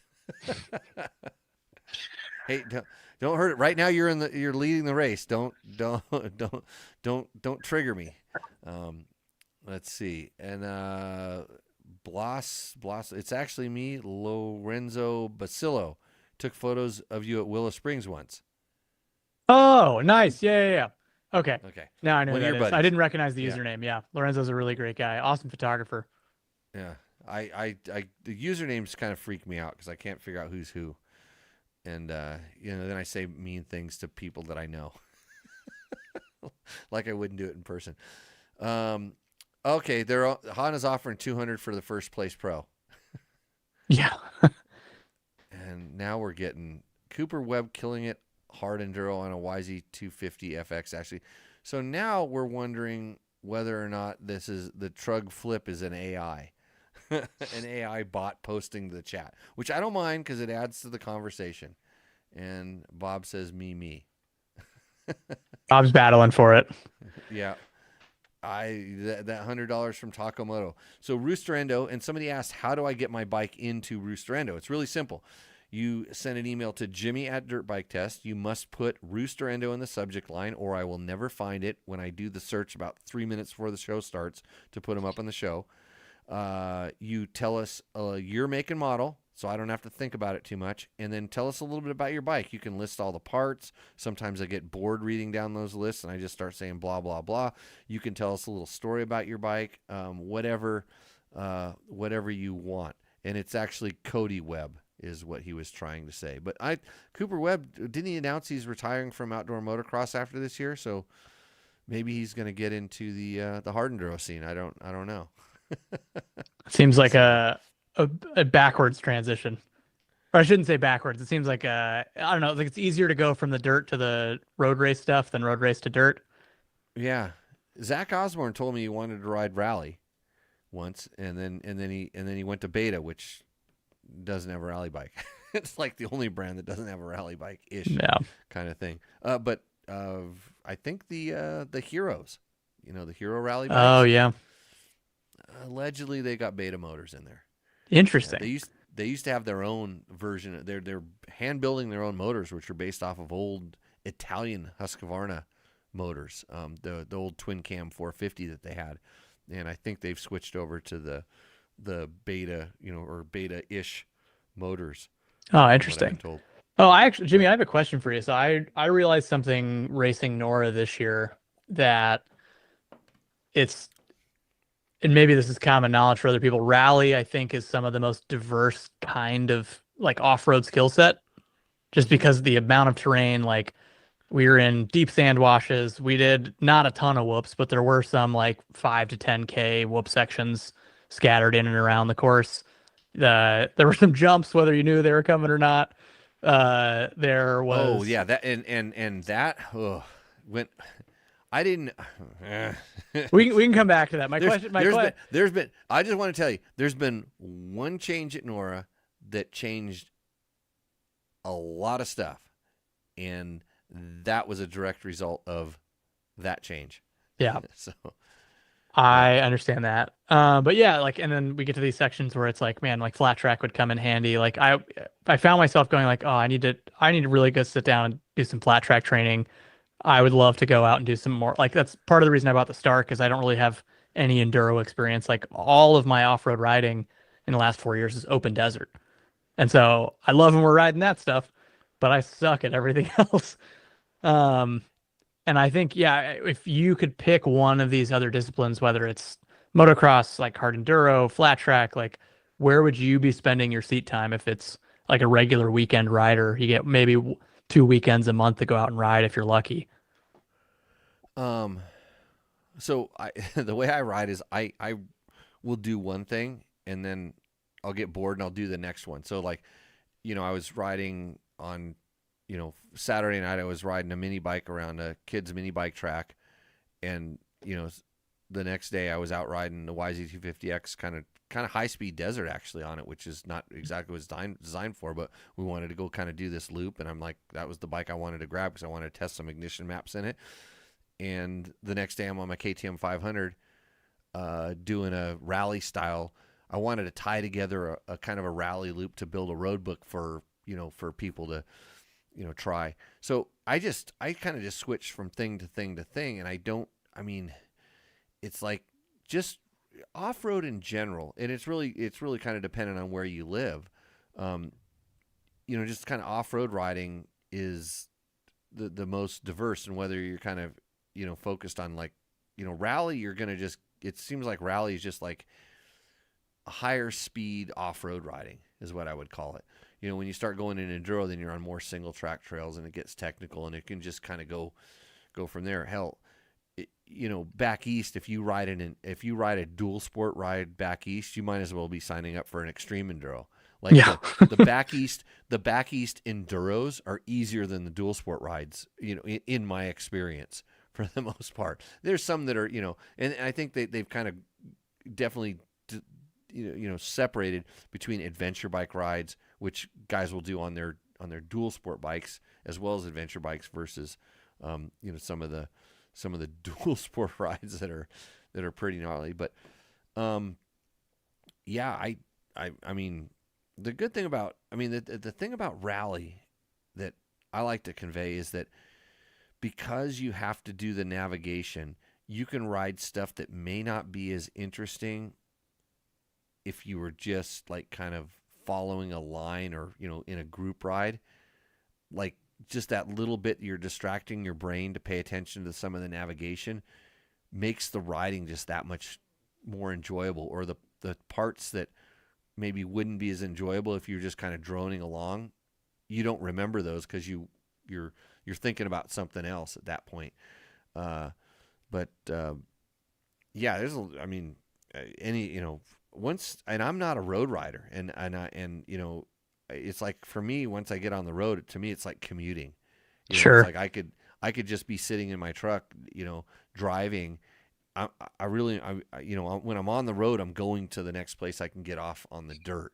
and that's where it's so yeah, just whatever kind of I like exploring, so that's I have these different levels. I use my adventure bikes to go explore places, and I don't really take my adventure bikes on the gnarly stuff like you see these guys do. I mean, I used to a little bit, but I just learned it's like this isn't for that. So I'll use it to explore, and then if the area looks really good, I'll come back with the right kind of dirt bike, and then I'll go ride around there. So,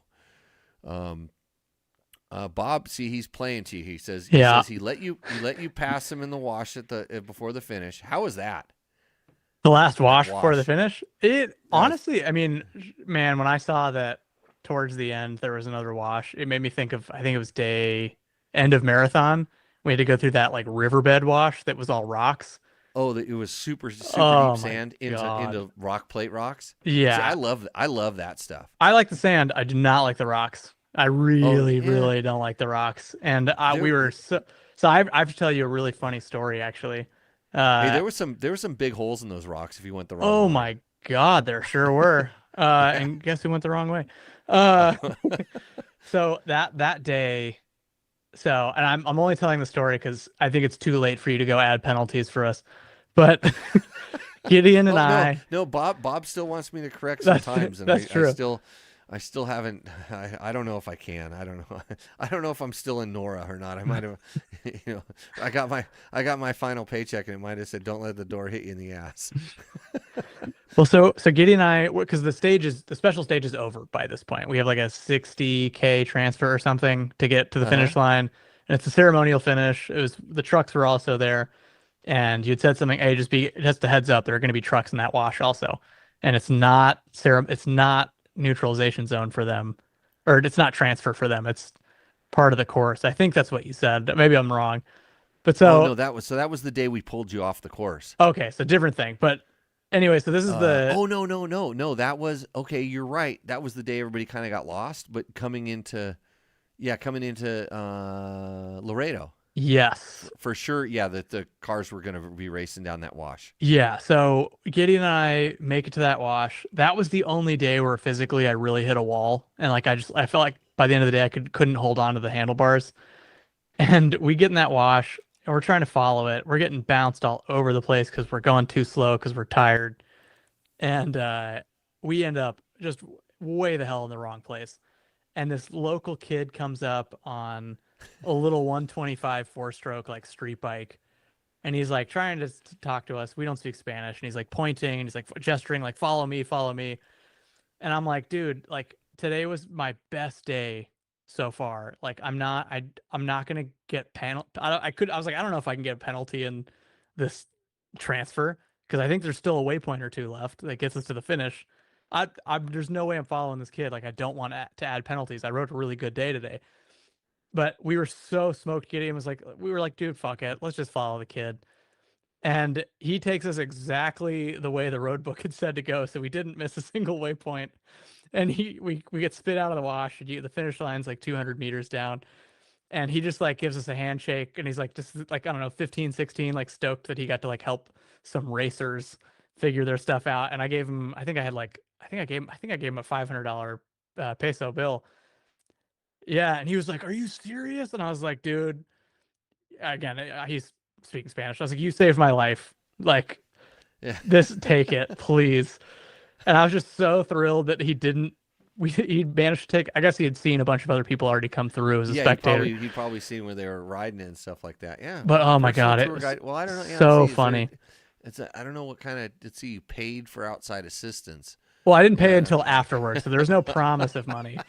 It was a tip for an unrelated service. But yeah, because I was like, in the spirit of the race. In a transfer, it's pretty much wide open. You can, get stuff from locals and things like that. The biggest thing with at least the way I was setting up that race is I don't want people chasing, I don't want people to try to drive backwards on the course to go get a bike, and it's all the crazy stuff that goes on with other races. Yeah. So we kind of limit what your assistance crew can do. But if you're gonna, if some locals are gonna help you, good on them. Oh yeah, and we were hesitant too because the first day through the wash with the infamous jump at the end, you spit it back out on the pavement, And at least Gideon and I were just still kind of seeing stars after the jump, just so disoriented. And you get out there, and then there's like 4 or 5 people, maybe 1 or 2 cops, and they're all pointing different directions. And you're like, well, shit, which? And you're like, and I had accidentally started at that point. At that point, the cars went a different way. Oh, that makes sense too. The cars went a different way, so the cops are trying to get you the way the cars were going because they don't know. Like they don't really know what the bikes are doing. Yeah. And that, like, remember when I said at the riders meeting, I got a call and they said, hey, they told me that the roads weren't closed down across that wash, and I'm like, what the? I did not want to go up that wash. Yeah. Because half the time they water it with sewage. Right. you know, and there's sewage running across it and stuff. And I'm like, hey, can we just go down the highway like we usually do and just get out of town on a speed zone? And they wanted us to race up that. And I'm like, it's in a neutral zone. And that's why I said you can go around the jump because I knew they were going to build a jump. I didn't know exactly where it was. I didn't know I guess my note was right on, but those notes were provided to me. And it just had a little tiny. Yeah, it was like a bump or something. I don't even think it was a single caution. Maybe it was a single caution. I can't remember. No, there was no caution on it. Yeah. And that's why all the cars just jettisoned off it too because they had the same road book.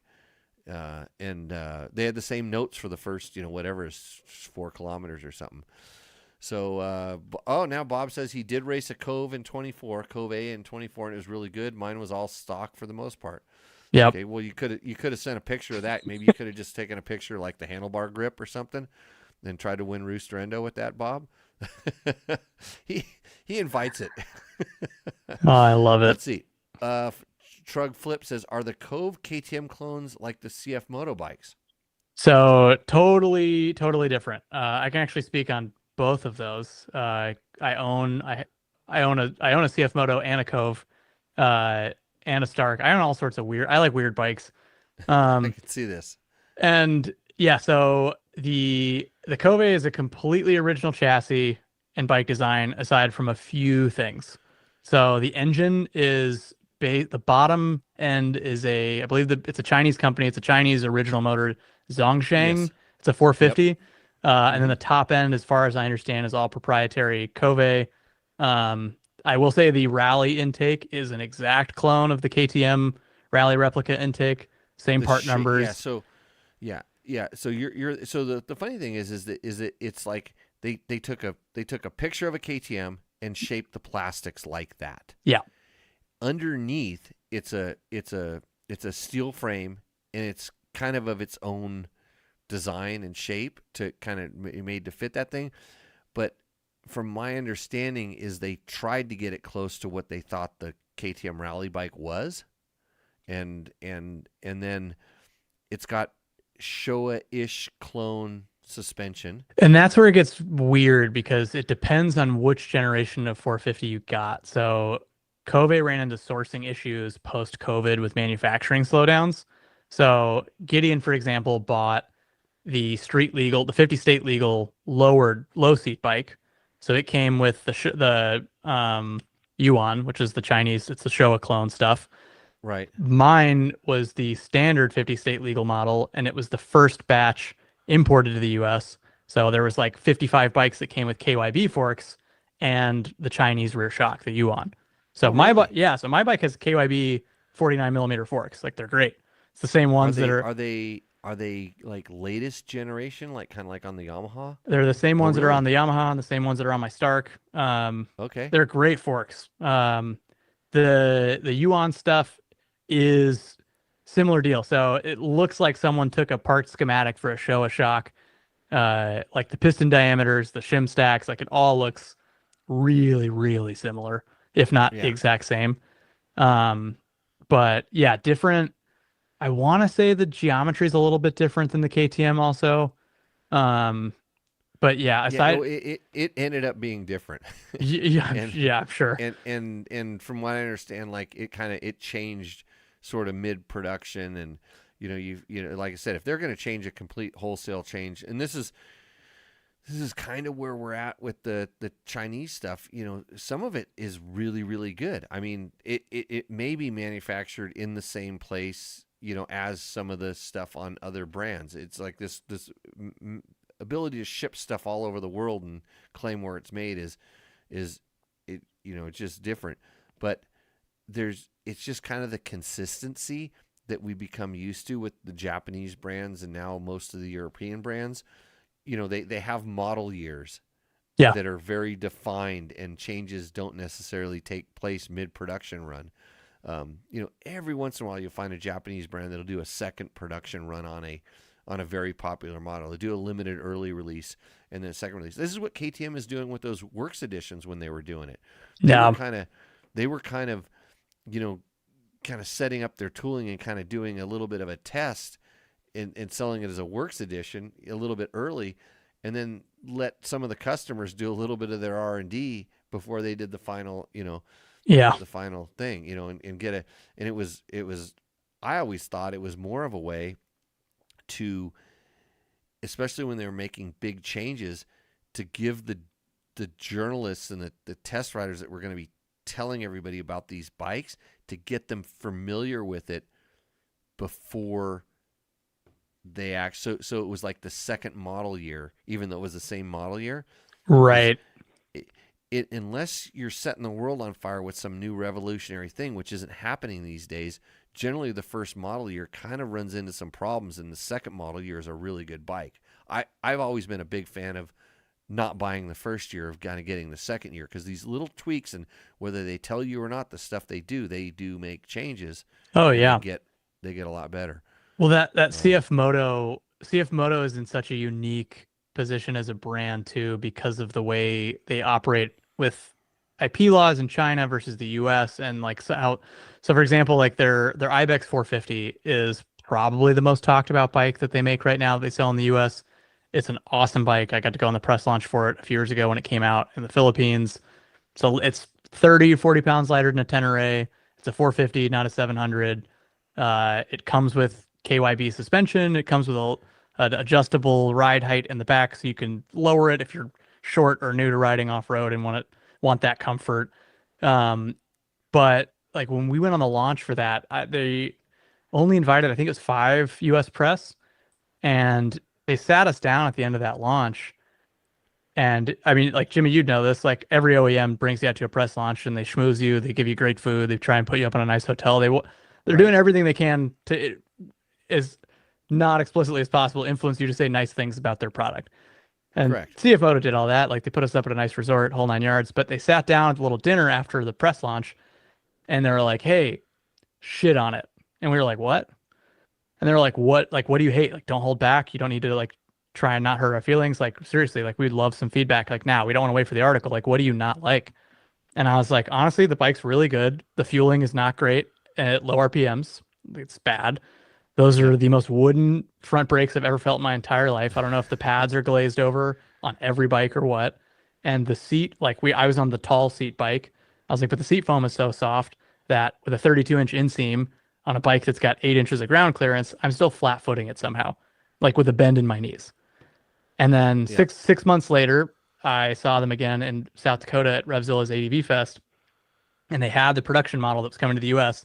It had different brake pads, had stiffer seat foam, and the fueling was changed. And I was like, oh my God, they actually listen to us. So that it's interesting because a lot of times in my history, a brand would actually invite journalists out, usually one at a time, usually without telling the other journalists, and let you ride a pre-production bike and sort of do the same thing. And maybe you were allowed to talk about you got to ride the bike, and they would say, hey, we're going to fix this and we're going to fix that if you complained about it. And then, so they would do this with with different media outlets. You're riding kind of like a pre-production bike, and maybe there's a chance they could change it. And then the production bike comes and they tell you they changed all the things you said, whether they did or not. Because I know some brands that I was on development side on one, and I know that they let journalists do it because they knew there was some problems with the bike, and they wanted to see if they noticed it. Well, a couple of them noticed it, and they told them they changed them, and they didn't change them because it was something that wasn't changeable at that point in the development. But I've seen all different levels of that. But yeah, sometimes, especially when it's a quote an importer, not the manufacturer, there's times when the importer is trying to convince the manufacturer to make a U.S. specific change that doesn't, quote, go over worldwide. So this is a big thing with KTM when KTM was doing a lot of their big changes. I was going to say mid 90s. They were developing all the bikes over in Europe, and it's like, here, KTM USA, this is what you get. And the USA wanted their own specific suspension settings, to the point where they're like, hey, tell whatever you say about the suspension, it's okay. Well, that wasn't working very well, even though the bikes were getting raked over the coals in comparisons and stuff. I actually was working at Cycle World once, and I pulled apart a set of KTM suspension, and it had been changed. It had been altered because I didn't realize it at first, but I rode a friend's bike, a customer bike, and it was different than our test bike. So I pulled it apart. It was different. I call him up and I go, hey, I pulled this. Why'd you do that? Well, because it was different than the one that my friend bought, and I wanted to see. So we looked at him, and it's different. He goes, that's the way it was supposed to come. Oh man, that was the setting they wanted the bike to come with, and it worked really good. It worked way better than my friend's bike. Yeah, and it was like, yeah, but now my credibility is flushed down the toilet, because I said it worked like this, and it doesn't. They don't work like that. And then oh sure, yeah. I had a reputation for, for tearing things apart, and I got, I had a lot of trust with manufacturers when we were doing tests. Sometimes manufacturers say that bike is a cheater. Like, when we do a shootout and they go, that bike can't win your shootout. It's a cheater. There's no way. Our bike, brand A here says the brand B that won your shootout. They're like, no way. So we would actually go ride, because I wanted to too. I'd say, good, you bring your bike and I'll bring mine, and then I'll have mine of yours, and we'll do a 4-way test on these bikes and see if they're the same. And it was crazy because some of these manufacturers that do their internal comparisons, they would not properly brake in the bikes, or they wouldn't even take the time to adjust the suspension, which is stuff that we did. Yeah. Most of your bikes you're delivered from a manufacturer as a journalist. You are delivered what we would call a perfect stocker. They've run it on the dyno. They've made sure it has the break-in time on it. All the fluid levels are correct. It's a perfect stocker. Whether you're going to get that off the showroom floor, I don't know. Are the bolts torqued properly in the chassis? And that you can wreck a bike by doing something stupid like that. You can their bikes are so good these days, you can screw it up there. But anyways, so I would ride the bikes with the manufacturer, and I'm like, how many hours on this thing? And they're like, well, 3. And our bike had 40 hours on it. I'm like, you need to put 10 hours on this thing, and it comes alive. This is steel chassis days and stuff like that. Sure. And the aluminum chassis don't change that much, but the bolt torque does. And there'd be times when you would go with one manufacturer. It's like, hey, did you check the swing arm torque on that thing? And they're like, no. And you go, and the thing's all about ready to fall out. And I go, here, tighten this up. And then they're like, oh, wow. And it just, they just rolled it off the showroom floor because that's what the customer is going to do. And then they compare it to their bike, and they know that their bike is good. So yeah, I've had on 2 different press launches in the last 3 years. I've shown up and I've hopped on a bike, and both have been more like ADV or off-road explicit launches. And I was like, man, either this bike's terrible or the rebound in the back is all the way in.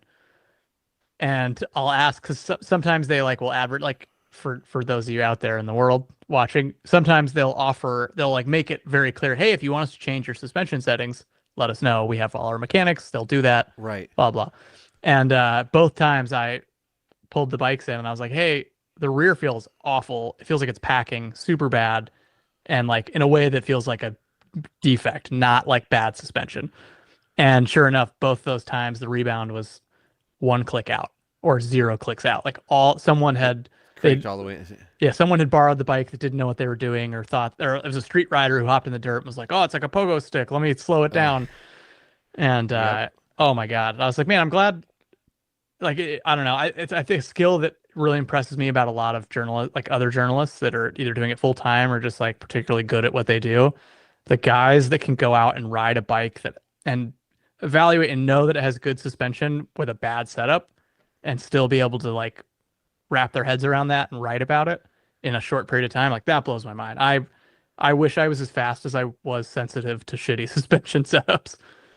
Yeah, I mean, just from doing it for a while, you just, I don't know. I was involved in production testing and stuff, so I kind of know what that sort of feel is, and luckily I actually like it. You know, I mean, people say, well, I got to get my suspension done, and I'm like, why? Yeah. Like, what have you done to, like, did you run out of adjustment, or the spring's wrong, or, you know, I'll always ask that, because I mean, I know how much time a lot of time is spent to get this stuff right. But I'll hop on a bike and, you know, at a press intro and do a lap and come back in. I'm like, hey, did you check tire pressure? And they're like, oh yeah, we checked tire pressure. And I'll go, it's 17, not 12. Yeah. And they're like looking at, you know, and sometimes I'm right and sometimes I'm way out in left field, you know, but a lot of times, you know, if I know the tire, you know, whatever. But that's the hardest thing about a lot of times traveling to a place you're not familiar with. You go and ride and the dirt's different and stuff. And then you're like, is that the bike or is that the ground? You know, right. Is that the condition versus, and that's what's tough about, I mean, now there's so many people that are just, you know, and the manufacturers love it when somebody with a whole bunch of followers just clicks pictures and go, hey, look at me on this. It's so great. Oh, you know, talking about going to that intro. Oh, you know, sure, we stayed at the Four Seasons and they fed us caviar and all. It's like, I'm like, I don't give a crap.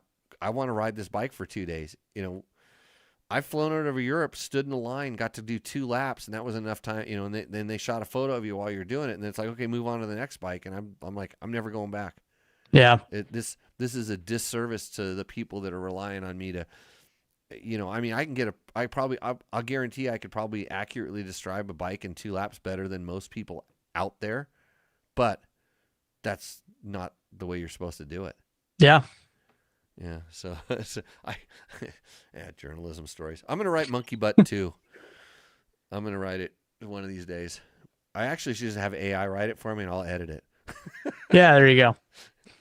So actually, I already have the chapters. I have the outline for it. I should have AI do an outline for it and see how close it gets. AI is gonna come and kill me immediately that it becomes self-aware.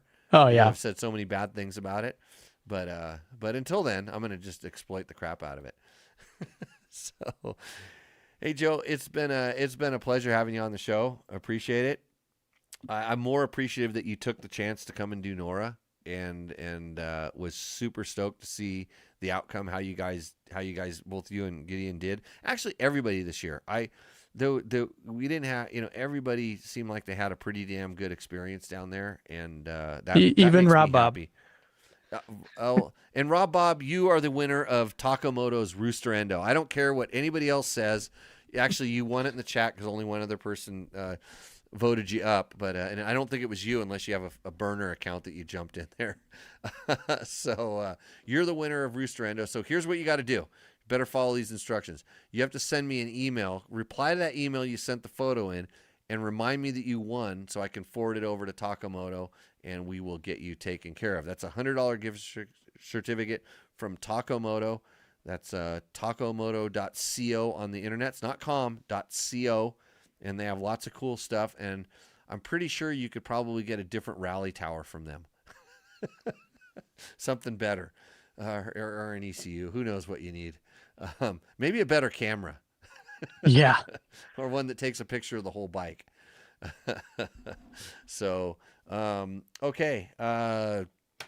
Well, hey, so how do people follow you, and what's your when's Quad Lock coming on as my next major sponsor on this show? Yeah, we got to get something in the works. Yeah, because I was telling, I think I told you down there when I found out you did Quad Lock, I was showing you I had my other system. See, I won't even mention it anymore. Have my other system because I like putting sometimes, very rarely, but I do like to have the ability, especially on my adventure bike, to put my phone onto my motorcycle. Oh yeah, I mean, you were talking about something about how bikes changed for KTM in the early or mid '90s, and I was like, oh yeah, like right around the time I was born. And so I very much from the generation that like I was gifted a GPS my senior year of high school, so I can't navigate for shit without a GPS or barely with the road book. So it's not a negotiable. Every bike I have has a Quad Lock mount on it, and that was before I got the job there. So I'll chat and see if we can get I need something to going. get it on my mountain bike because evidently I'm supposed to do Strava and show everybody my heart rate. You know, I don't know about any of these things. I have a GPS inside of my head, so I don't really need it. But sometimes I have to produce a track log for somebody, and it's hard for me to just draw on maps and paper maps anymore. Oh yeah. Well, thanks for having me, Jimmy. I really appreciate it. It was really, really fun to talk about it and the experience. Like I said, you put together a hell of a race course, and really lucky that we got to ride it. Yeah, no, and like I said, I'm stoked that people got to have that experience, and like I said, watch. So where are you on social? Where's You can find me on Instagram at Jackson_FOTO as in photo. Jackson Photo. Yep, Jackson Photo on Instagram. On YouTube, it's Jackson Photo, same spelling, JACKSONFOTO. And I don't really post a ton of original stuff on YouTube, but I think I have it on my landing page where whether it's motorcycle.com or Revzilla, people need to go see YouTubers. your videos from NORRA. I should call up another one of those. How about let's see if I can get this one and go in here on the thing. I gotta push another. How's this? Is it? No, that's just a photo. Is this a photo? No, it's a video. Okay, Joe, I know you're nervous. It's your first time doing rally, but this is liaison stage, and it's not even time. So just go slow, take your time, and remember, someone said something about a jump. That's a cliff. Jesus Christ, 1 kilometer in. What a way to start. Okay, Joe, I know you're nervous. It's your first time doing rally, but this is liaison stage, and it's not even views. That blew up for me. I got 150 or something followers, and I think it's all people who are salty about that jump.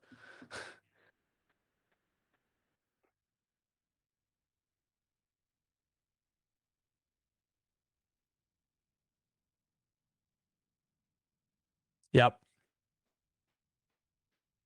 Yeah, we're gonna put something together. We've got enough action camera footage between the two of us, so we'll put it together.